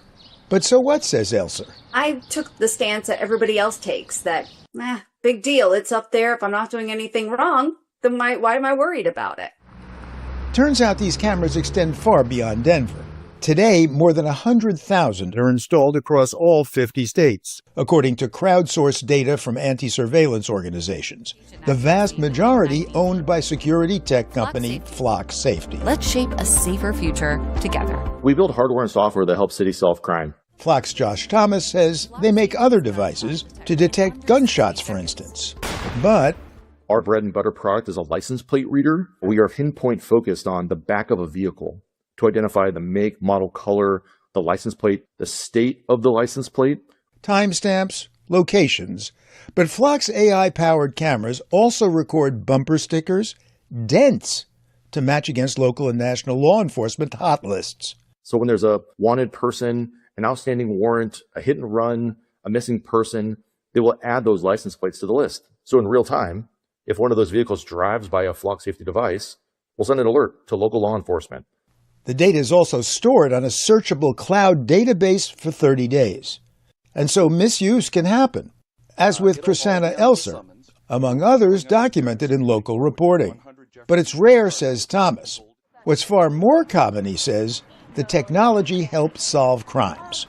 They're helping solve somewhere between 800,000 to 1 million crimes every calendar year. So roughly about 20 to 25% of all reported crime in America is being solved in some way or another with Flock technology. You can always take the stories of the worst case scenario, but what's unfortunately and doesn't seem to get hit a lot are the stories of the best case scenario. Todd Chamberlain, chief of police in Aurora, Colorado. And there are some stories where lives have been changed through the use of this technology. As in Denver last December. A woman had put her child, a 14-month-old baby, into her vehicle. She had her car idling. Somebody came along, saw an opportunity to steal that car, and that mother was basically left watching her car drive away with her 14-month-old baby in it. Flock tracked the car, reunited mother and child. Thank you guys so much. Without that Flock technology, we might not have found that for 2 or 3 days later. That technology saved that 14-month-old baby's life. So, on balance, technology for the good? Well, Chrisanna Elser, for one, might disagree. And Flock allows search data to be shared with police nationwide, potentially tracking Chrisanna Elser's anywhere. When you have a national database of these cameras that can be queried by law enforcement without a warrant, that qualitatively shifts something about the surveillance. Joseph Cox is a journalist with 404 Media. This isn't a small beat local police officer just looking into local crimes necessarily. You can have an officer on the other side of the country search for vehicles on the other side of the country as well. On behalf of ICE, for example. And that has clearly worried a lot of people who are now having a conversation about, do we actually want these cameras in our community? A few weeks ago, using a commercial search engine, I very easily found the administration interfaces for dozens of Flock safety cameras. And last December, YouTuber Ben Jordan gained access to over 60 Flock video feeds in cities across the country. All this is relying on is knowing where exactly to look. And with that, we were able to see just how powerful some of these cameras are. But Flock's Thomas says the leak was caused by cameras mistakenly configured to be public-facing, rather than private feeds. We have hundreds of thousands of sensors out in the world. A very, very small number had a public-facing IP address. He did find us. And the second we found us, within 48 hours, all of those were changed. Which is either reassuring or not. There are YouTube videos that can teach you how to hack these cameras. Meanwhile, opposition is growing. If this camera sees you, you will be put on a database alongside every other law-abiding resident of this city. We are asking for the Flock contract to be terminated in full. In the past year, dozens of cities have canceled contracts following public backlash. And Flock now says it's willing to talk about how its tech should be regulated. There's kind of no denying that it has clear benefits to cities. But the question, I think, is a very real one, which is, what's the trade-off we're making in society? Are we comfortable with that level of trade-off? And I think those are fair questions to ask. Back in Denver, Chrisanna Elser parried the charges against her with surveillance tech of her own.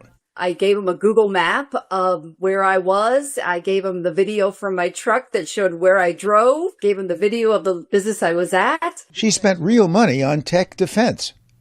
Why? If there's digital evidence out there that somebody has of you, you should have your own digital evidence. You mean this is like spy versus spy, or? It was all kind of like, what do I have in my arsenal to prove myself innocent? Her own digital evidence ultimately cleared her, which is why she suggests that you, me, and everyone should have an arsenal of our own. But that's assuming, of course, that we can afford it. For the PBS NewsHour, Paul Salman.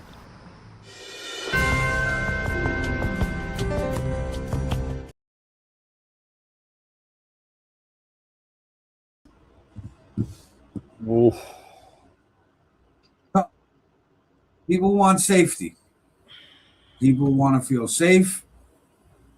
So I've been saying, honestly, for years now, people will be willing to sacrifice their privacy for safety. And the backlash that's going out now is, in my opinion, people who are late to the party and just realize they're late to the party. So they're going ham. Yep. And they don't want to admit hey, yeah, I didn't realize I signed away my privacy when I created a Facebook in 2004.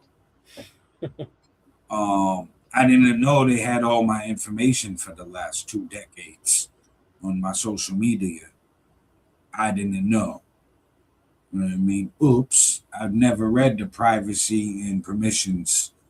I just scrolled down and hit accept. I mean, to be fair, nobody does though. Nobody reads that because they're like a font fucking, I don't know, 1,000. So you can't, first of all, you can't read it without a magnifying glass. And you could scroll for 7 seconds to get to the bottom to hit it, bro. It would take you fucking a day. And then the language, you don't even know what the fuck it's even saying. It's all in legal terms. Yeah, exactly. The lawyers are fucked up. And they knew that. And they knew that when they did that. And that's how they got around it. They counted on that. Mm-hmm. It's slick. It's evil genius, bro, in a bad way. That's used against us. But, I mean, you got to tip your hat almost. Being like, all right, touche, sir. Yeah, touche. And it's like, that's when I realized, like, when that broke in the news, like, with these social media apps and all these apps collecting our data broke years ago. That's when I was like, oh, shit, yeah, we really don't have privacy. I'm like, that's out the window. Yep. And then I was thinking all the other ways they track us with, like, debit cards, credit cards, all this other shit. Fucking rewards cards at Stop and Shop or CVS. They know what you buy. They know what to give you coupons on. They know what to keep you purchasing, how to keep you a consumer. They have our information. And we signed up for all these things. There's a lot of people, especially with the economy nowadays, they sign up for every single app, to every food place, because you get deals. Yep. You get percentages off.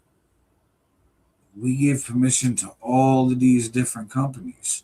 So not only are we worried about, okay, the government got all our information, but every single company that we technically do business with by buying stuff has our information as well. And we gave that all away. Willingly. So I don't want to hear the fake outrage, the oh, poor me, I didn't know, unless you've been off grid for like the last 2 decades. And if that's the case, you're not seeing this podcast. Just saying. The guy who's been living in the fucking mountains for years, just hiding out, camping, and living off animals, who gets mistaken for Bigfoot every 3 years. You know, that's the guy that, you know, he's got a right to complain about the flock cameras, because he's like, you know what, these people are dumb. He's like, nobody believed this was ever going to get to this point, even though it's been talked about forever. It's always talked about allowing the government too far, and we've allowed it to come too far. And now I don't know how you stop it at this point, because look at the flock cameras. This is the beginning stages of what you see in China right now. Absolutely. You look at China, bro. America's probably 15 to 20 years, maybe 25 years away from having that kind of autonomy control over everything. Like, I say as soon as the robots and AI mainstream, 3 to 5. You know what I mean? I just looked up how many flop cameras are in Fall River, Massachusetts, where I'm from. They tell you? Well, I actually went on Gemini and I prompted. Yeah, but it gave you a number though. It didn't say this is information we can't tell you. They actually handed you like a rough about number. That's what I prompted. So in that video, it showed the YouTuber accessing the flock cameras. So I had prompted into Gemini, where can I find the video from flock cameras to access in Fall River, Massachusetts? He responded, access to video and data from flock safety cameras in Fall River, Mass is restricted to authorized law enforcement personnel, specifically contracted agencies. There's no public portal or method for private citizens to view live feeds or recorded footage from this. Here are key points regarding access and systems operations. Then I had restricted access, paragraph on that. Implementation over here. Fall River implementation. The Fall River Police Department has deployed flock safety cameras with approximately 30 units reported as of September of last year to assist in investigations in public safety efforts. So it's got about 30 as of last September. And this hasn't even become an issue till like this month publicly. They was on this shit fucking last year. We behind. Way behind, bro. This is think about it, bro. It's already up. It's already this is the question nobody's saying. How long has it actually been going on for? How long have you been fucking surveilled and you don't even know? You're finding if you just find out about it now, it doesn't mean it just started today. How long has that surveillance been going on for? And motherfuckers don't even know. So people planning to do this, that, and the third. and they try to make plans. You don't know what's around, bro. Like and actually, that was just the reported date was September of last year. That's when they reported having 30.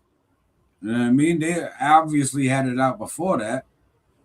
So, like, we don't even know how much longer they had it prior to September of last year. And I've seen videos across YouTube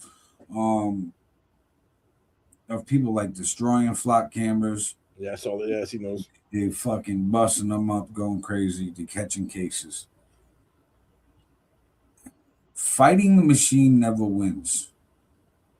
You know what I mean? I've learned that from both sides of the wall. Okay? I see people in all these like body cam videos bugging out about their rights to cops. And even though they in the right, cops don't care. Right. So like next thing you know, fucking 4 more cruisers get pulled. You get a bunch of extra charges. You resist an arrest. You bumbled up on the ground. Now you're doing a couple years in jail. Bro, I love that. I love seeing it. I watch those those police clips. And how can you get charged already with resisting arrest peacefully? That's like, dude, bro, that's a charge, bro. Think about the words in that sentence. How can you be resisting arrest peacefully? If you're peaceful and you go along with it, how the fuck's that resisting then? That's like a direct like contradiction. I've seen this shit. I'm like, what? Yeah. Like, yeah. Like, no, I will not go with you, sir. Yeah. Like, you will not arrest me, officer. Sir. But you still go. You know what I mean? Like, I don't know. Know what charge always gets me? The attempt to commit a crime. Right? What is that? What is the attempt to commit a crime? Like, how are you gonna attempt to, like, they didn't commit the crime yet. Just wait till they commit the crime and then get them for the crime. For the crime, yeah. Because it's not a crime. Because you think about it, it's not a crime until you commit it. Right. So the attempt to commit a crime is just a useless charge that you just get dismissed at court, and that's just a charge to get hit with to go through the system to put you in there. Yep. And get your information on a record. And to let a bunch of money get washed in the judicial system. That right there. Lawyers, prosecutors, judges, the time, probation, jail, whatever. Oh, Paulie. Hi, Paul. Hi, Paul. We're interacting with you, sir. Oh. Paulie's crying in the comments. I don't have the keyboard up. Anyways, good show, gentlemen. I pushed out a ton of shares. I got you. Thank you, sir. Thank you, Paulie. We appreciate you. Interacting. I just didn't feel like reading today. That's why I do those videos. Flock cameras are the first steps in us having no privacy. Wrong. They're like the last steps. We're already at like the top of the staircase. You lost your privacy a long time ago when you made that YouTube. Julie Good goes wild. Yep. Shout out Seth on the check. Oh yeah. He put I have feelings, guys. Oh boy. We started giving away all our data before we knew what it would be worth. That's true. Question with that is, what is it worth? It's everything and nothing at the same time. That's anything's like that though. It's what we assign it, and apparently from the way they're using it, it seems to be worth quite a lot. Because, bro, look at what they're already doing now, and it goes back to what you were saying before about these apps taking away our privacy and whatnot. You talk about something, your phone hears it, and you're scrolling through whatever social media you use the most, and the very first ad you see is about the thing you're talking to your boy about. Maybe you're getting a gym membership, and all of a sudden, Planet Fitness 25% off coupons are popping up on your shit. Yeah. Or you're like talking to your girl about, hey, we got to order cat food or cat litter or something. Boom, shit pops up on it right there. You're like, that's been going on for a while. Yeah. And we just been like, yeah, they're listening to us, they're paying attention, but we don't do nothing about it. But my thing is like you said, everything is what we assign its value. Yeah. I personally don't know anybody at these companies I could sell my info to. I don't know how to just like sell info and data. Be like, hey guys, by the way, this is my shopping list, and I want you to give me coupons for this. Yeah. So I'm gonna tell all of you guys everything I buy on everything, and what I want, like coupons, discounts, clearances, sales, all of that stuff on this. So pop in my news feed, and we can continue business. Like rent, okay, rent. Let's lower. You got a discount for rent? Groceries, nice food. Let's lower the price. What about that electricity bill and that gas bill that was smashing us with, bro? What was a discount on that shit? Hell yeah! Like, come on. Not a box of cereal or some fucking snacks. Like, of course, they'll give us a discount on the cereal. I seen this over here. Snoop cereal.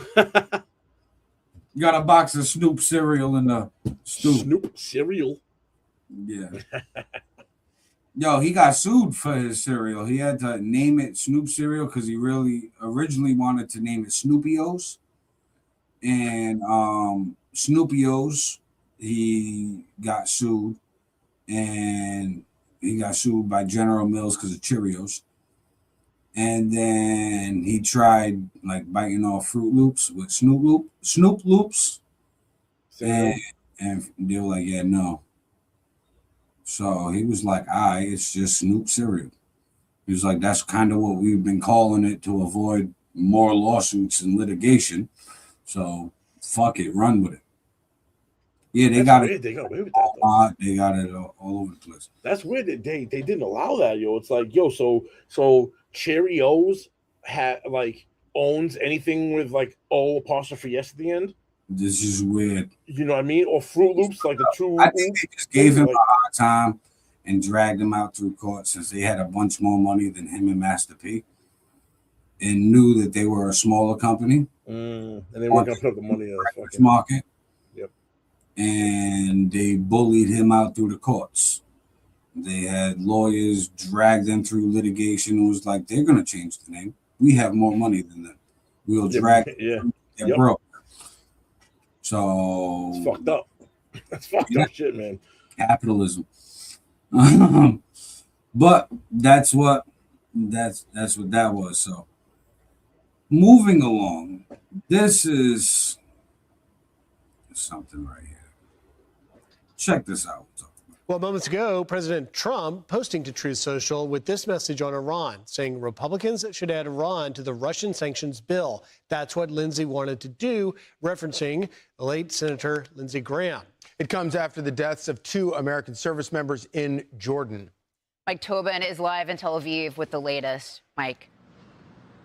And Lisa, guys, let me start you out with some breaking news. Air raid sirens are sounding right now because Iranian missiles are inbound for the Jordanian town of Aqaba. Why Aqaba is particularly concerning, it's at the tip of the Red Sea, right where Israel and Jordan come together. So anything that threatens Aqaba threatens Israel as well. To this point, the Iranians have not fired on Israel in this round of fighting. But as you mentioned, an 8th round of airstrikes has now concluded in Iran. U.S. strikes in Iran. The military operation now amplified by the 2 U.S. servicemen killed, a 3rd missing, and 4 wounded. These are the first U.S. troops killed since that memorandum of understanding was signed. The casualties were at the Muwafaq Salti Air Base in Jordan, and they're a result of Iran's repeated shots at U.S. bases in neighboring countries. At least 1 strike got through the defenses. The Institute for Study of War writes Iran has enhanced their ballistic missiles with greater speed and maneuverability, and that the Revolutionary Guard is getting some help from Russia and China. Now, as fighters launched from aircraft carriers, Tomahawk cruise missiles blasted off from warships, U.S. Central Command stated that this 8th round of strikes was intended to punish the Revolutionary Guard forces who launched the attacks that killed the U.S. service members in Jordan. Now, President Trump, speaking to the New York Post, said those servicemen who sacrificed their lives did it because they don't want to see Iran get a nuclear weapon, and it just shows you how bad they, the Iranians, are. To this point, the majority of targets have focused on disabling ports, destroying the ability of port towns to resupply, and preventing the Revolutionary Guard from threatening shipping. Dramatic evidence of that, a tower destroyed in the port town of Khabakar. The U.S. says the Revolutionary Guards used that tower to track ships and attack them in the Strait. Now, since this war with Iran began, 16 U.S. service members have lost their lives. 430 have been wounded. Guys, back to you. All right. Thank you. All right. Now, is it just me or that guy Mike that was talking with the black shirt? He reminded me of the black dude that had no neck that went viral on the memes. Oh shit! He just the white version. Yo, him to be white. See, hold on. Now with that image in your head, I'm just gonna get it back to him real quick. Well, moments ago, President Trump posting to Truth Social with this message on Iran, saying Republicans should add Iran to the Russian sanctions bill. That's what Lindsey wanted to do, referencing the late Senator Lindsey Graham. It comes after the deaths of 2 American service members in Jordan. Mike Tobin is live in Tel Aviv with the latest. Mike. And Lisa, and guys, let me start you out with some breaking news. Air raid sirens are sounding right now because Iranian missiles are inbound for the. Guy's got the same exact neck. Same. Holy shit, bro! That dude looked like a motherfucking linebacker, bro. Just like, why are you so big, bro? Yoked up, bro. Holy shit! Like, you report the news. You do not have to be that big. Dude was like a cage fighter on the side and shit. What the fuck? He's part of Fight Club. Right. Like, we don't know about it because he doesn't talk about it. Because Fight Club does not exist. Exactly. But yeah, I think that Iran obviously should be sanctioned with Russia. Like, we're in this conflict / war. Yeah, we're pretty much at war with them. I mean, it should, yeah. What the fuck? Like the fact that we're not's kind of weird. Right. Like, what do you mean they're not sanctioned? We're shooting missiles and destroying shit. We're not sanctioning them. What the fuck? Like, right. That should have been the first step before the missiles. Before, no shit, right? Yeah, right. Like, all right, we just bypassed that and we're gonna go backwards now. Like, oh yeah, we forgot to sanction them. Shit, gotta fill this part out too. No wonder they've been able to get missiles through. Fuck, good old America doing things backwards. Now, I know everybody been outside. It's summertime. You look up in the sky the last week. It's been smoggy as hell. Now, to me, that's nature and life. Somehow, wildfire smoke is now political. Welcome to 2026. Check this out. We'll talk about it. There are no blue skies smiling at Michigan. It's just gray. And more than just the smell and the coughing, there's anger. There's a tenet in life, be a good neighbor. And this is not a State Farm commercial. Canada is not being the good neighbor that it needs to be. 4 Republicans from Michigan's congressional delegation, Jack Bergman, John Mullinard, John James, and Lisa McClain, sending a letter to Canadian Prime Minister Mark Carney as more than 800 fires scorch his country. Our summertime is such a uniquely wonderful time, and to have it unnecessarily negatively impacted by the carelessness of our neighbors to the north deserves, well, a letter at the very least. The representatives writing that Canada is shirking its responsibility to manage forests and prevent fires that are pumping smoke over the border. Businesses are being hurt. Health is being impacted by those who might be asthmatic or have different respiratory situations. In 2025, another year where smoke filled Michigan's skies, Canada reported coordinating 44 wildfire risk reduction projects, including removing excess vegetation over more than 1,700 acres.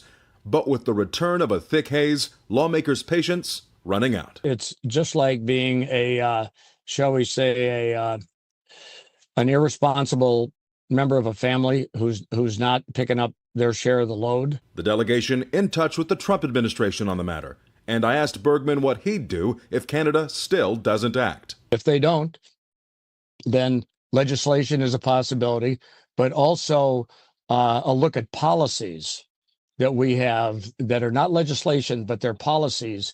Those can be used as a tool to encourage our Canadian neighbors to be better stewards. I pressed Bergman on what that would look like, but he did not say. I also reached out to the Canadian Foreign Ministry asking for comment and to explain what the country has done to mitigate fires. So far, there has been no response. At the Capitol in Lansing, I'm Remington Hernandez. Okay. This is my take. One, America. We should not really be talking about forest fires. Because Smokey the Bear been trying to teach us for years in California every single year. Their smoke from California goes up into Canada every year. So we gonna have a tit for tat for wildfire smoke.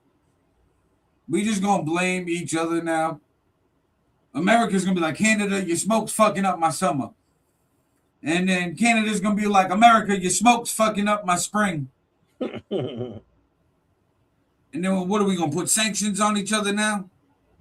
We neighbors. Fucking chill. I'll be honest with you, I don't even think we even really give a fuck. But the fact that like Canada's always like criticizing Trump because Canada doesn't like Trump, so they're constantly like this is our one opportunity to kind of say fuck you back. You know what I mean? I think we publicly doing it like the tit for tat bullshit. I don't in the grand scheme of things, I don't think we really give a fuck. It is annoying though, and it was weird because even in New Bedford, bro, I was like, why the fuck is it like orange out? And then like the next day it was like yellow. I was like, what the fuck? And him saying it affected business.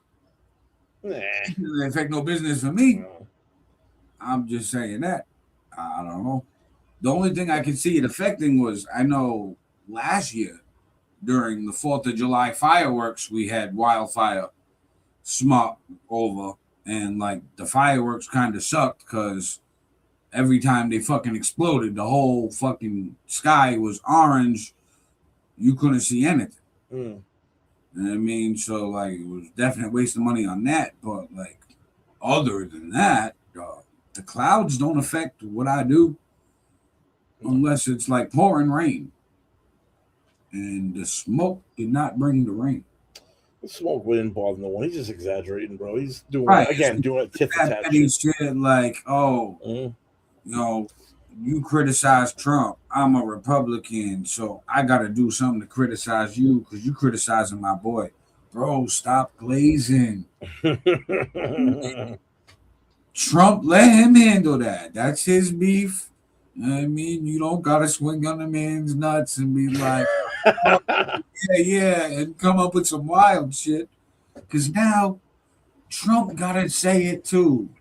You know what I mean? Check this out. We'll talk about it. Meanwhile, President Trump says the smoke from wildfires in Canada trickling into the U.S. airspace is unacceptable. He says he's going to hold Canada responsible for not properly maintaining their forests and brush terrain, adding the U.S. is being unnecessarily invaded by filthy, polluted, and unhealthy air, and that the quality is dangerous. Now, keep in mind the president will be in New York and New Jersey for the weekend. Later today, he'll attend a FIFA reception at the Trump Tower. Then on Sunday, he'll be at the big game between Argentina and Spain, and that's being held at MetLife Stadium. So, put up the post, basically reiterating what the other guy said. And then he threw the invade word in. The fucking smog is unnecessarily invading America. He knows that people get triggered with invasions. They don't like invasions. The smoke is invading us. No. Oh, man.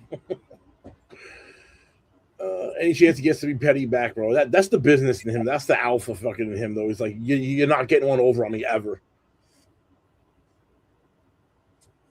Yeah. That's Trump. It's just Trump, bro. It's just who he is.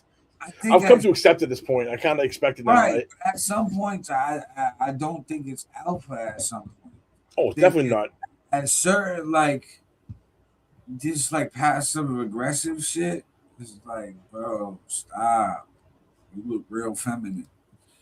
You know what I mean? Like, okay, like, all right, Lindsey Graham dying. Well, you love golf, you enjoy golf. Not a good striker at all. Absolutely not a good shot, but enjoyed it. Used to call me all the time. I would tell him, stop calling me, Lindsey. I'm giving you your props, but you're not better than me. That's just right. Like, bro, that's real, like soap opera emotional shit. That's who he. That's just him, bro. He just does it. I'm like, again, I'm just so used to it. I just don't. I'm used to it too, but like at a certain point, like I think there's times to do it, times not to. Right, You know what I mean? right. Like pick your targets better. I mean, this is sometimes it's shit. He says, I forget, someone died. Some Democrat died like earlier this year, and he had said something again just like that. Oh, it was a good person, but da da da da da. And I was just like, bro, you could have cut that. You could have just left that out. Like, like, and he makes a good look. Point where like his supporters and followers gotta like fight for him for what he says in his fumbles. Mm-hmm. Like, yo, yeah, but you know what I mean, that's like you say, this. that's just how he is. Yeah. It's like, well, we're picking place in time. Like, you really gonna pick a fight with wildfire smoke? Yeah. Things in the world right now, they're fucking wildfire smoke. I know you didn't make the news today, and you were like, you know what? They haven't talked about me in 6 hours. Yeah. Smoke. I gotta get back on the trend. Let's go. Right. He's algorithm hustling. That's all he's doing. He's like, how can I get back in the algorithm? We talk about wildfire smoke. He said algorithm hustling, bro. What is doing? Yes. That's exactly what it is. That's exactly He's going to get me talked about. Mm-hmm. Fucking midterms coming up. What the shit. fuck? That's excellent. And then like people just go with it, and I'm like, you know what? All right, we got bigger shit to worry about. One thing that I'm like paying attention to and worried about. Have you heard anything about China making replica U.S. warships? No, I have not. This is news to me. So we'll talk about Meanwhile, Don, new satellite photos showing China building replicas of U.S. ships in the desert, where some now warning Beijing is using them to conduct military tests. Chief National Security Correspondent Jennifer Griffin is reporting live on this out of Washington for us. Hello, Jen. Hi, Sandra. Well, this is a 510-foot 3D replica of an Arleigh Burke-class U.S. Navy destroyer built in the middle of the Taklamakan Desert in China's Xinjiang province. Vantor, an American satellite company, tracked the construction over the past 6 months. The model could be used for potential targeting. It has an exact replica of the helicopter launch system on board, mast, bridge, and deck guns used on this particular American warship. It's very detailed. I mean, it's super duper detailed compared to earlier ones. Now, we've had targets before that clearly look like Arleigh Burke class destroyers, and we've had targets that clearly look like aircraft carriers, but this one is really just super detailed, which makes me wonder why. Thomas Shugart, a former Navy submarine commander, said it's not the first time that China has made a replica of U.S. warships or fighter aircraft. In 2021, the People's Liberation Army built a mock U.S. aircraft carrier for what the U.S. military thought was for target practice. Now the Chinese may use the replica to train AI to recognize the shape of an American destroyer. Maybe they have a weapon system where it's a drone or a missile or something that if they send it into a group of ships, they want it to be able to home in on and hit the right ship, the one they really wanted to get. Others think these replicas were designed to be seen by satellite, a strategic message to the leaders of the United States and Taiwan. The Chinese military also built this exact model of Taiwan's presidential palace. It's communicating to the United States and Taiwan that we are planning to attack you, that you should look for other paths, look for concessions. This is about strategic messaging as much as it is about any kind of targeting value. These replicas also serve as a warning to Taiwan as Beijing continues to prepare for a possible military action as Beijing tries to deter the U.S. from coming to Taiwan's rescue. Sandra? All right, Jen Griffin on that for us. Jen, thank you. Be sure to like and subscribe for all the Fox News.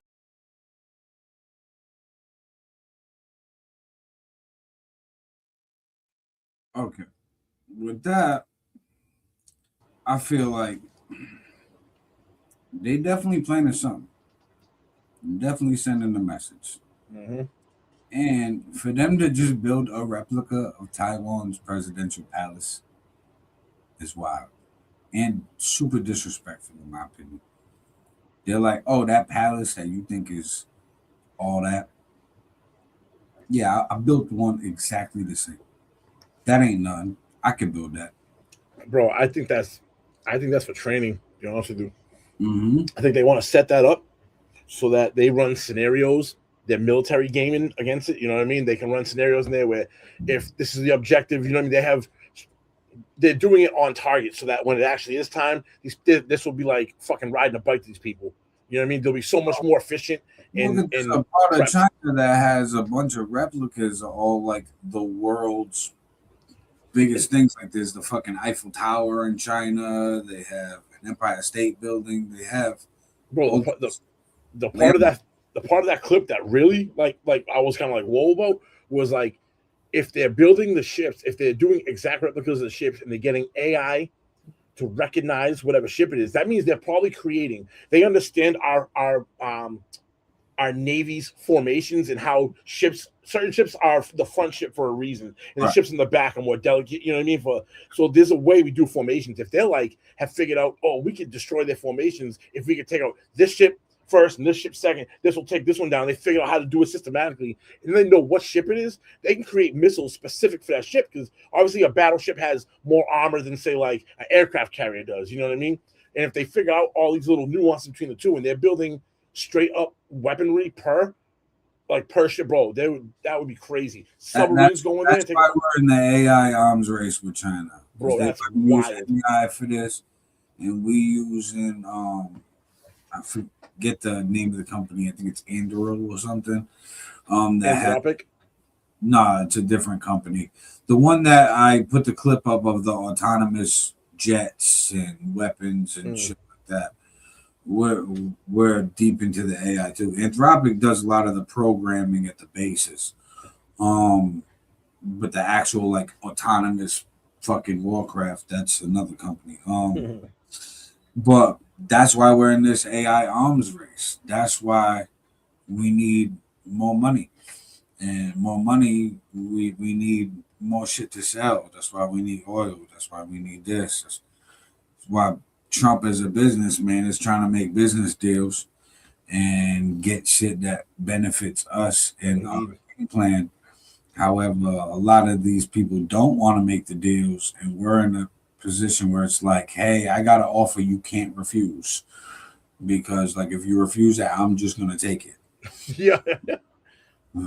Hence Venezuela. Cuba's next. Yep. It would have been Greenland, but they ended up making a deal. Right. Greenland caved and was like, nah, we'll make that deal. So we kind of basically got complete control of Greenland and do whatever we want at the base that we already had there. It was just to solidify that we can have more space there and do more shit. It was a resource deal. Yeah. Basically, they have resources there that we wanted. So we went up there, made a deal, and took it over. That way, China can't get in there. They're not supposed to get in there, at least. Right. Yeah, we're gonna get a bunch of like iron and all kinds of shit up there. Like rare earth minerals. There's specific minerals that are not plentiful. China was going around the earth and creating companies around all these, and we were late to the table. They had already on a huge jump on. This is why they control as much as they control now, because they control a lot of these rare earth minerals. There's only so much of it. There's only specific pockets in certain places of the planet. Now it's an all-out race to get there and get shit set up and own it.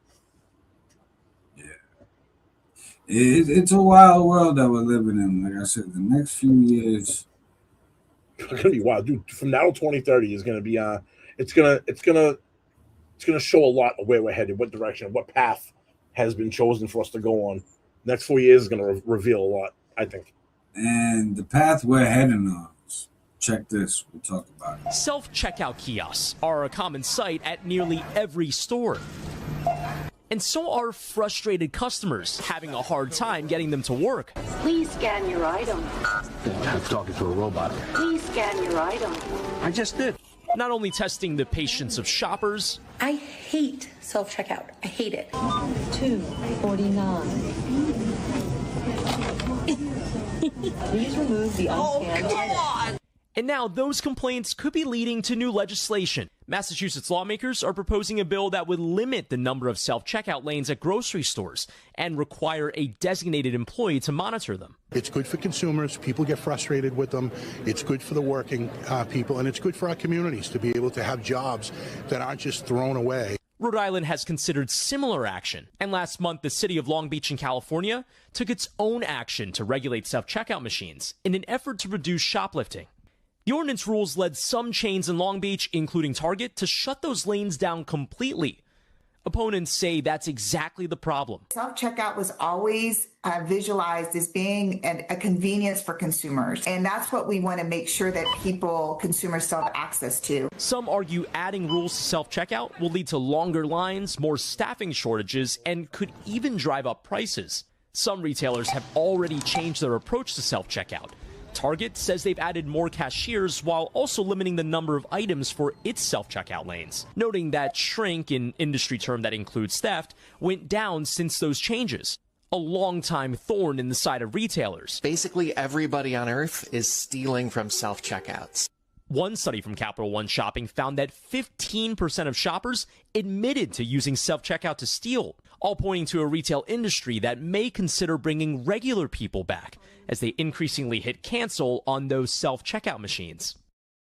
Okay, so besides going back to human beings as cashiers, are there any other kinds of tech updates that could make this less irritating? Yeah, well, Sam's Club and Costco are playing around with these scan and go apps. So they're basically bringing that checkout to your phone. You kind of, as you go through the store, you just kind of scan the barcodes and then you just go through the verification at the very end, where they check your receipts. Yeah. But there's also Amazon Fresh. They have these carts that have touch screens on the front. They're actually using that as a scanner as well. You just kind of throw everything into your cart, you scan it, and then you leave. So even if those self-checkout machines are going away from the front of the store, they're ultimately going to your phone and probably to your shopping cart. Airport stores like that where you do the phone to get in and then you just.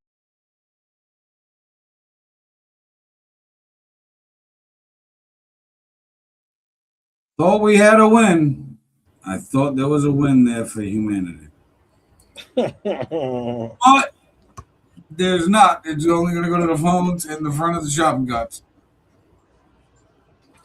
Bro, I never thought I never liked self checkout. You're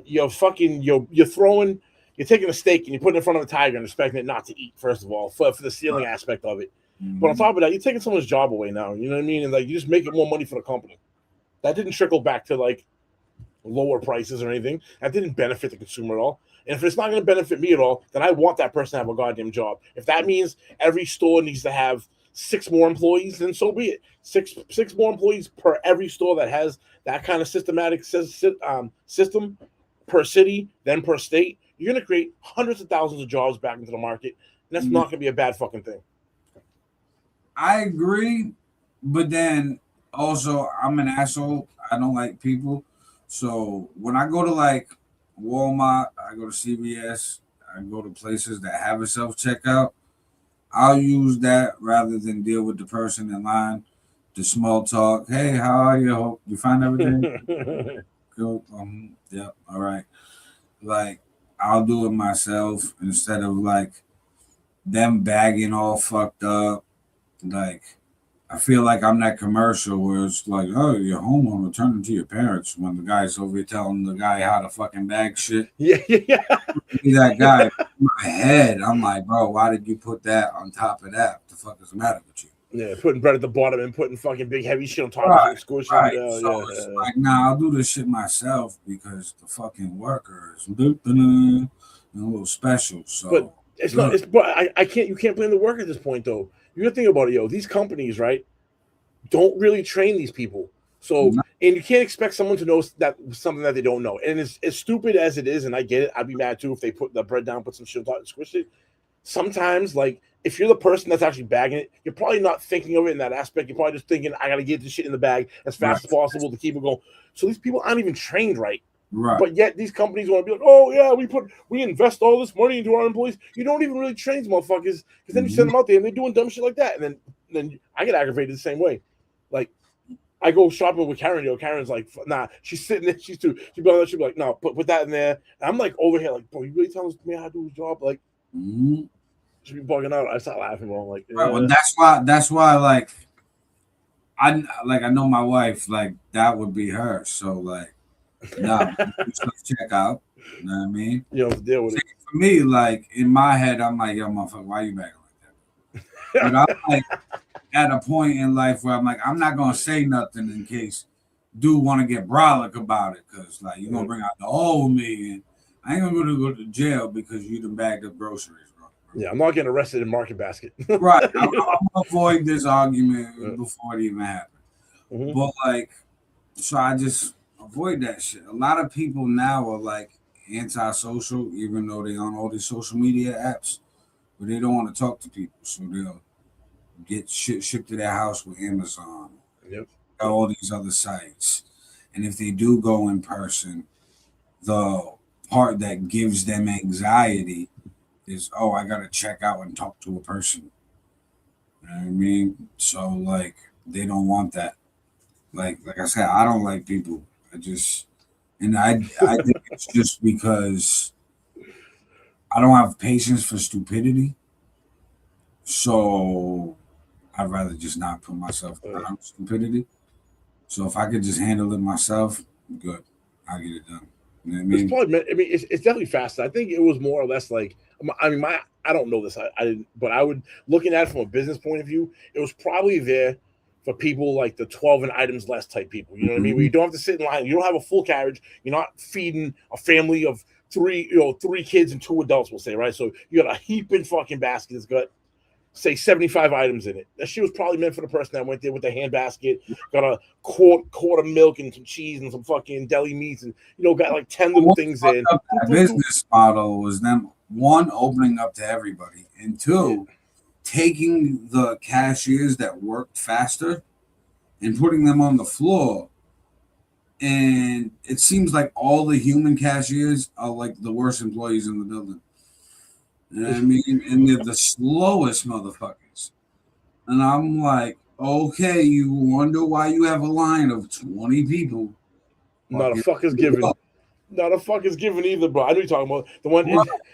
They just, bro, they're just dead to the world. They're just like, all extra slow. Like you can just see it on them. There. Like you got a whole carriage, so people are like, you know what? I ain't got time for this shit. So, bro, like start scanning it for them. I go shopping at Walmart. I would sit over there, bro, and like you'll see people literally waiting a long ass line, self checkout, instead of going to the humans. And the lines in the humans being just as long, but never moving. So like the long ass line from the self checkout moves through, breezes through. You know what I mean? You'll get checked out and out faster than if you waited in the other line. But it's like, all right, you still got mad line. Like I know the Fall River Walmart, they shut down half of the self checkout, and then there's always one guy working the front self checkout that, like, he's a greeter. Okay, that's all I gotta say. He's a greeter, and like that should be his position at Walmart. Like greeter for 20 hours and then get his disability check. For him to run the whole front end self checkout, bruh, horrible. I remember one time I went to go buy Charisse, right? I get a couple Charisse patties. It's in the end cap, but it's in the store. Fucking, I get it. He was like, I can't sell that to you because I had a problem with it ringing up. I'm like, well, it must not be in the system yet. Just get the fucking SKU code, put it in, fucking let me ring it up. I can't sell that to you. You have to put that back. I'll take that from you. And I'm like, okay. And I'm like, anybody else would have just put it in, like got the number to put it in and fucking let me scan it. The sale go through. I'm like, okay, special ed. I'm done. He's on a power trip. He's like, you don't get this enough. I say so. Yes. Special Eddie was a little wild. I'm special ed too. I wrote the short book, so I can say that. Anyways, but yeah, so he's a greeter. And I'm like, bro, you no. So I feel like these stores are pushing people out online anyways. Oh, 100%. 100%. Like Walmart, I just seen a commercial for them. Fucking bro, they're definitely competing with Amazon super heavy with their Walmart Plus membership shit. The commercial was for 1 hour delivery. Wow. I'm like, oh, Amazon's next day. You know you fast? Well, in 1 hour we'll get it to you. You know what I mean? Because they got all these stores everywhere. They'll just have a driver go to the store. That's what I was gonna say. Yeah, Walmart's so close. There's so many, so close. Mm-hmm. You know what I mean? Yeah. No, I mean I can see that. I can see that. But you're right though. I think they definitely want us getting online, where they don't. If you think about it, bro, like from a business cost point of view, how much money it costs to purchase a building, then to renovate it or build it fresh out of the ground, and then the maintenance on it and everything that comes along with the taxes, the fucking utilities. Exactly. Imagine if we just had a warehouse and drivers, and we could bring it to you. We could stack everything at a huge location and just truck it. That's so much more efficient. Bro, if you go into a Walmart now, it already feels like you're in a warehouse with all the Walmart shoppers walking with their carts with all the little fucking baskets on it, shopping for people with the pickup orders. It already feels like you're in a working warehouse type shit. Yeah, they made like the new renovations like sensory friendly. They put some like TV panels on like end caps, built a bed out, made it look more like a cold. Yeah. Make it look homely and shit. Yeah, I got you. Right. But it's like you got these people zooming around shopping for the online orders. I feel like I'm in fucking an Amazon warehouse and people are pulling pallets left and right. Like it's not a convenience. So I've tried a few of the order online and just pick up, and that's a task. Like it's always all right. Let me see how they bagged it. Let me pull over here in the parking lot and complain because the fucking bread smushed. You know what I mean? Always. It was like 4 times in a row. Bread smush. One time, the dude definitely didn't give a fuck, right? Whole thumbprint just squeezed into it. So Like he grabbed the top of the bag, like fucking put force into it too. I'm like, bro, you put your thumb through the bread. Like you didn't have to do that. I'm like, whatever. Now I get it free, and only that one bun is fucking fucked up. But Right? still. Thanks for the free fucking loaf, bud. Yeah, I appreciate you, asshole. Now, speaking of assholes, we gotta talk about North Korea, and we gotta talk about Putin and their nice little friendship meeting.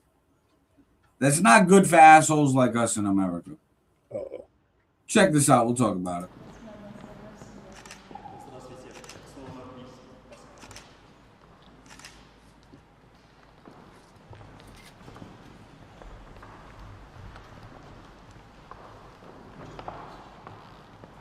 So Russia and North Korea deepen alliance as Putin welcomes top DPRK diplomat.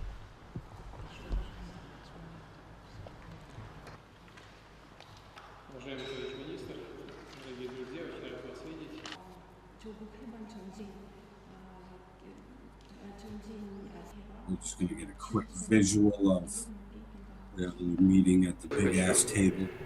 Выразить признательность No need for за поддержку проводимой нами специальной военной операции. Really, what he's saying in Russian right now is death to America.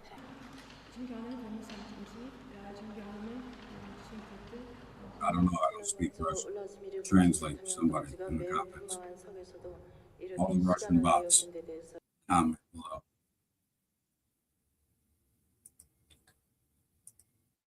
But yeah, North Korea, Russia, just deepening their alliance.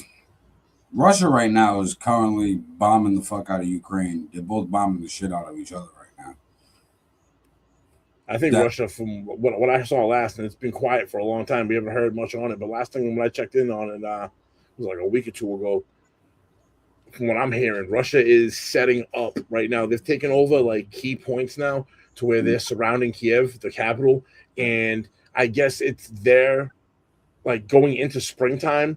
And once they get through like where it thaws out, because they have like weather like similar to ours where it's like snowy and shit. So the ground gets real hard and it's hard to move when it's snow out. But then it thaws out and then becomes real hard and muddy. I guess they're in that muddy season, but when it gets out of this muddy season, it gets to like nice spring to summertime. From what I heard, Russia's gonna make like a big advance and possibly end this war by taking shit over. Possibly either this year or into next year. Like it's gonna be over the next like year and a half. Yeah. Like they're ready to pounce. Yeah, I was looking at a bunch of Russia-Ukraine shit earlier today, and it was just too much. Both of them sent over like 100 missiles into each other's land over the last 24 hours.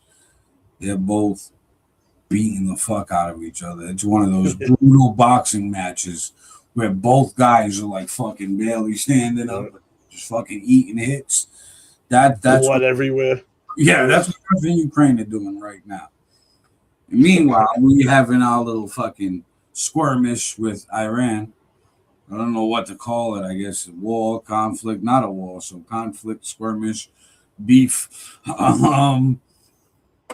Iran's our op right now. Russia's also trying to recruit some. That's so weird, man. Like this was it 8th. I thought I heard them say 8 times now. We've had this. All right, we bomb them. There's a talk. We stop for a little bit. Then fucking we like something. There's supposed to be there was some kind of agreement that someone didn't reach. All right, we stop bombing them again. 8 separate occasions. All right, if this is how it's gonna go, and it kind of seems like this on and off seems to be like the trend of this little conflict, I almost don't care as long as fucking gas prices don't go back up again. If gas prices continuously keep coming down, I've seen gas prices as low as $3.40 right now, and I know a month and a half ago, me and you talking, they were like $4.40 a gallon, and we were talking about hitting $5 a gallon in the summertime. Thank God we're in the middle of July right now, and it's like mid threes. You know what I mean? Give or take some. So at this point, it's like as long as it ain't affecting my day-to-day life, I'm kind of over it. You know what I mean? I'm kind of done with it. I'm like, what's the next thing that's popping up? Like, I'm so sick of hearing about the shit. I think it's one of those new forever wars. Trump recently just gave a speech the other day where he was talking about talking to new leaders in Iran and basically saying that, we're not going to come to an agreement because what we want is free passing through there with the oil. And we want control of the oil. Yep. And Iran is like, oil is our bread and butter, and this strait is our bread and butter. If you don't think we're going to tax this or at least have a percentage where we still co-own it, you are crazy. And America's like, nah, we want to take your oil and we want to do this. We want to pull a Venezuela and a Greenland in Iran.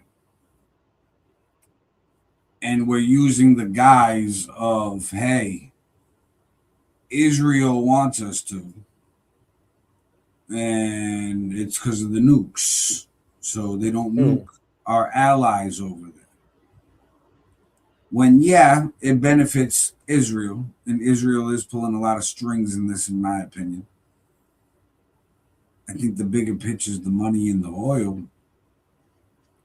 I think it's the oil for us, but I think you're right when it comes to oil on our side. That's what we get out of it. You hit it on the nukes. That was a good point. Iran's the only people over there that have nukes besides like India and Pakistan. They already fight each other, so they're not even in this. But for the Middle East itself, Israel would be the only player in town that had nukes. And no one else around there has them but them, so they'd be the king of the block. You brought up a good point just now with India and Pakistan beefing. Technically, are we in a World War III right now? How many countries how many does it take? Current war for it to be a world war? No, you're right. Because you got the Russia Ukraine going on, us with the fucking Iran going on, Pakistan and India. They exchange shots all the time. They're not at war currently, but it's fucking there.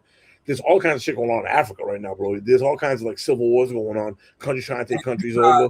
Shit with Israel and Lebanon. That's a land grab. And then if China hits hits Taiwan. I mean, even right now, I think right now with the amount of conflicts going on, you could classify it as that because technically there's multiple wars going on in the world. It is a world war. I'm gonna ask the fucking good old AI. I have a question for you. One, how many countries in the world right now are currently at war? And two, how many countries have to be currently at war for the world to consider it a world war? There isn't a precise, universally agreed upon number of countries currently at war, as many ongoing conflicts are civil wars or insurgencies that involve non-state actors, rather than nation-states fighting each other. Similarly, there's no specific number of countries required for a conflict to be considered a world war. Instead, that designation is based on the involvement of major global powers, the geographical scope of the fighting across multiple continents, and the profound impact on international affairs. So would our current state of wars and conflicts in the world count as a world war, technically? Technically, no. While there are several serious conflicts and regional wars happening, they do not involve direct, large-scale warfare between major global powers on a global scale, which is the defining characteristic of a world war. If America's conflict with Iran was designated as a war, would that change things, and would it be considered a world war then? That wouldn't necessarily make it a world war. For a conflict to be considered a world war, it typically requires the direct, large-scale involvement of multiple major global powers with fighting spanning across several continents. A direct war between the United States and Iran would be a major interstate conflict, but it wouldn't automatically drag the whole world into a global war. Yo, ask it if America's fighting Iran and Russia is fighting Ukraine, and if China was to fight and try to take over Taiwan, would those three classified as a world war? If the United States, Russia, and China were all engaged in major military conflicts at the same time, that scenario would absolutely be classified as a world war. It would involve the world's leading powers in direct confrontations across multiple continents, significantly impacting the global economy, political alliances, and international stability. So right now, China hasn't attacked Taiwan, but they're being aggressive with Taiwan.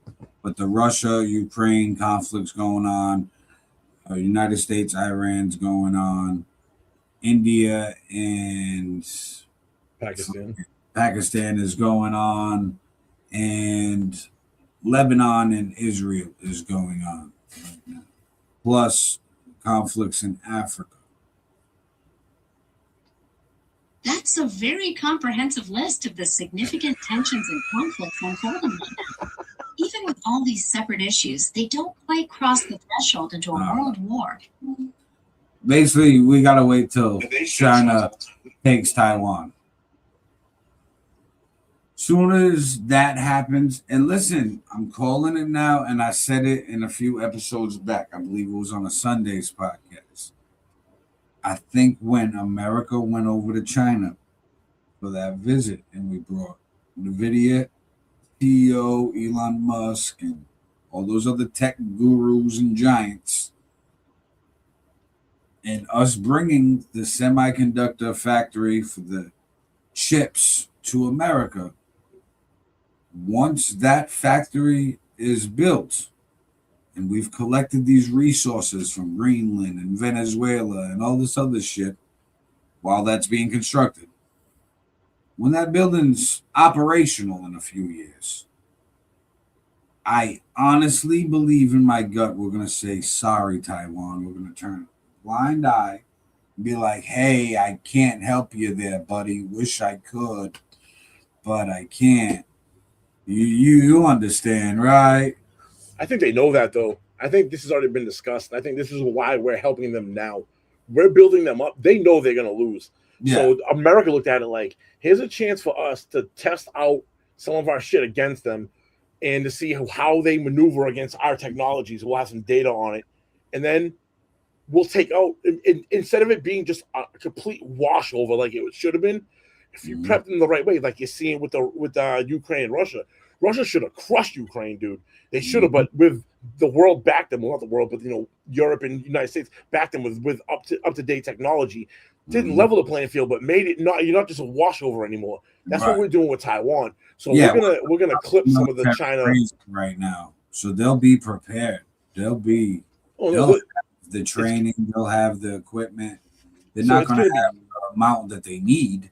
No, but they definitely have something to do. Taiwan's gonna. It won't just be. They won't. China's not just gonna walk over Taiwan. I think Taiwan's gonna put up a good fight for a little while and eventually be overwhelmed because they just don't have the sheer numbers. China's just way too big and has just by sheer volume is gonna overtake them. You know what I mean? There's just not enough. Know who gets me nervous though, and I love paying attention to this guy, but he's very fucking secretive.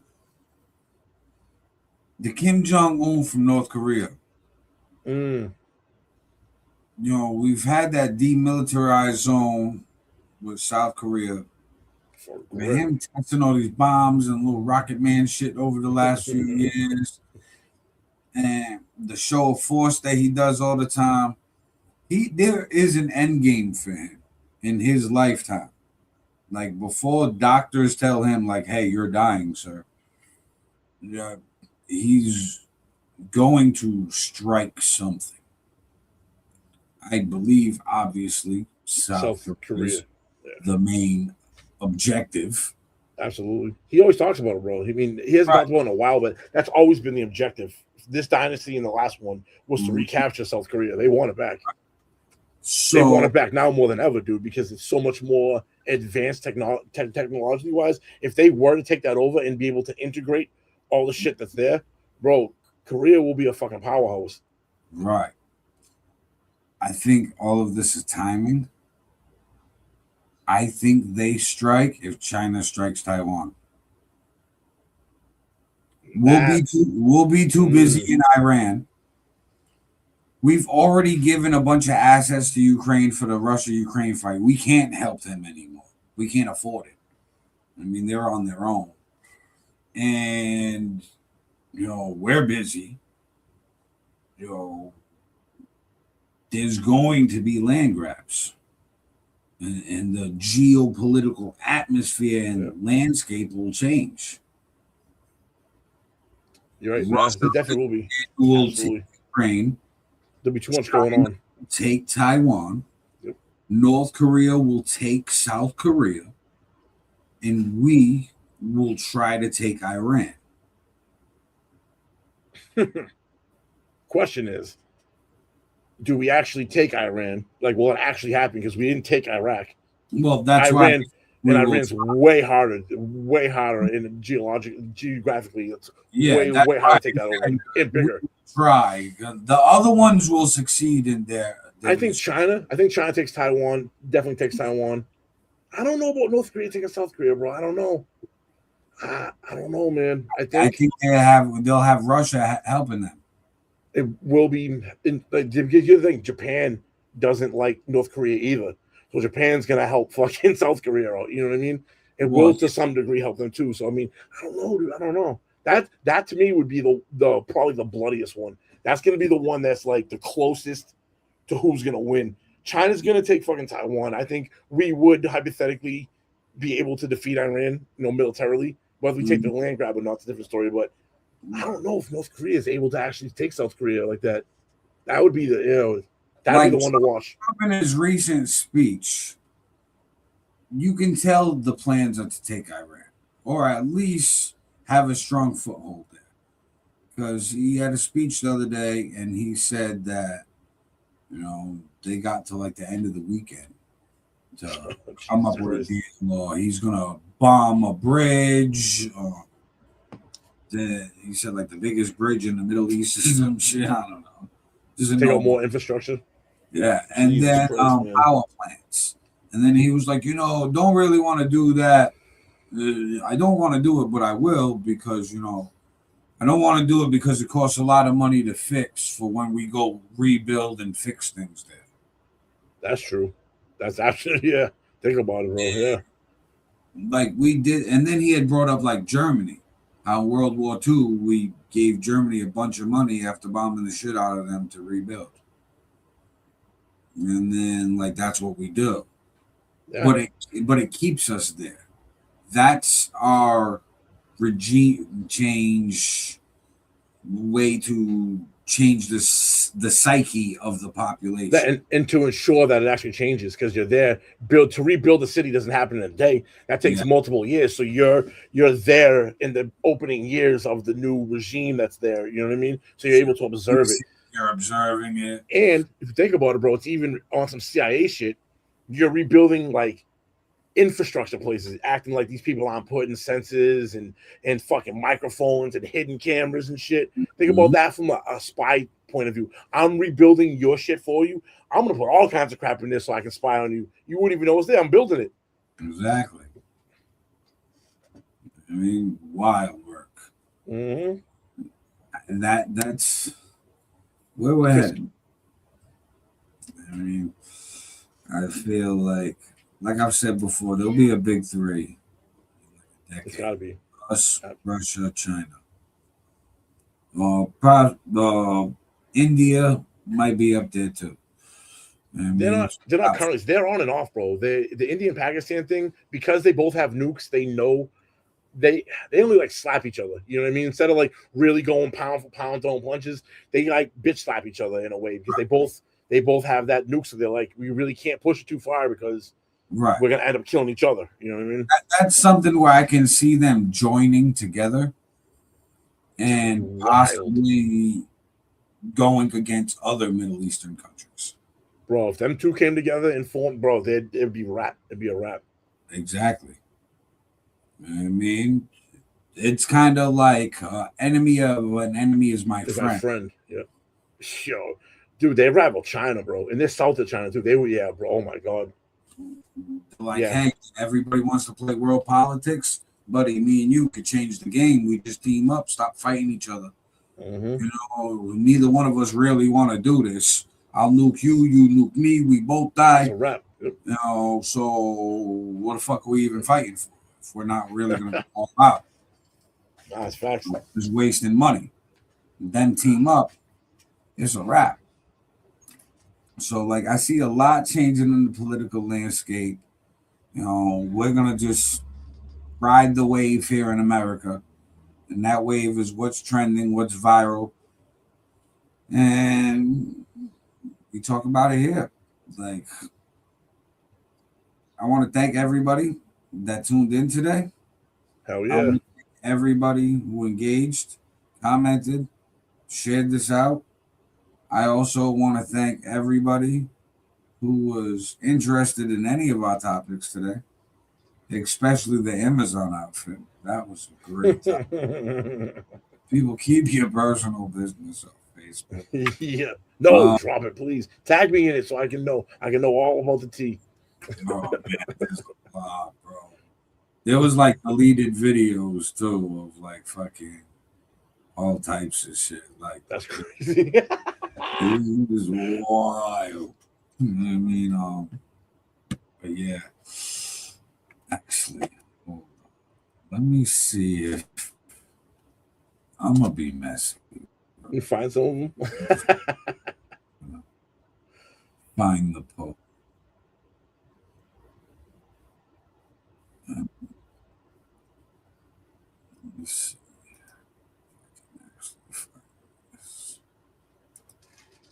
Because this is priceless.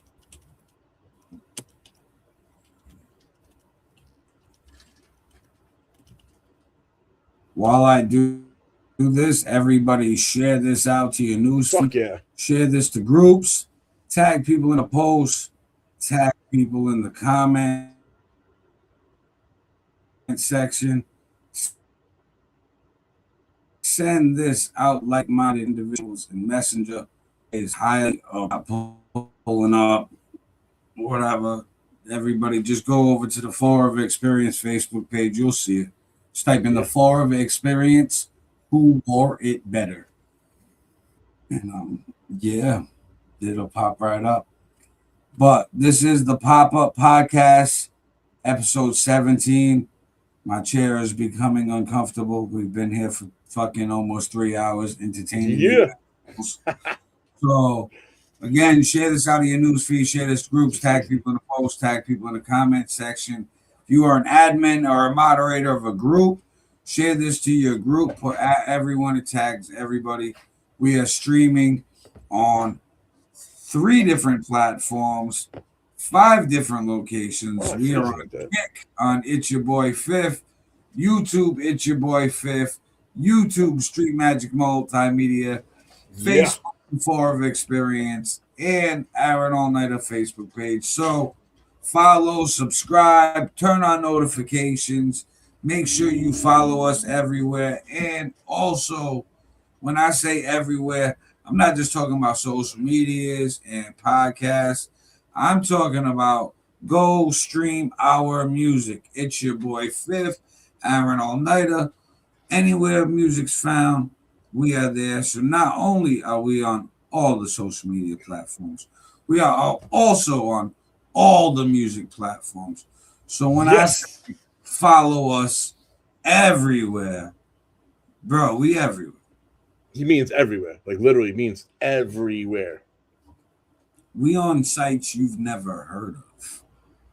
Right, bro. You can check us out on Amazon. These are random ass places. We're on iHeartRadio. Ever heard of NetEase? We on NetEase, motherfucker. Yeah. Have you ever heard of QZac? Well, we are on QZac or QBack or whatever it's called. Fucking crazy ass shit. Fucking wild. Everywhere, bro. We're on Snapchat too, by the way. We on apps like Snapchat. So if you are a Snapchat user, you can find our music on Snapchat. Yo, we on Roblox. Facts. We are on Roblox. That is actual facts. Fuck around and find out. Played Roblox, but I want to figure out how to hear my music on Roblox. On Roblox, hell yeah! Get into those chat rooms and just fucking spam them. To check this shit out. Like, check yo, this out. listen to my music in here somehow. I don't know how you do it, but just fucking listen to it. Like, fuck. Need to tell the kids, like, yo, Roblox, run that up. Get Roblox money. Get Roblox money. Imagine song goes viral because it came off of Roblox, bro. It's possible. It's fucking possible. Watch, AI is gonna clip me singing the Roblox money. Get Roblox money. Let's go. It's gonna put it over a beat and shit. No, it's viral. That's the Roblox song that's gonna get us rich. Fuck yeah. On that note, everybody, I want to thank everybody for tuning in. Appreciate y'all. Like I said, the seat's uncomfortable now. My old ass need to get up. Right, my ass. It's your boy. It's your boy Fifth. Peace.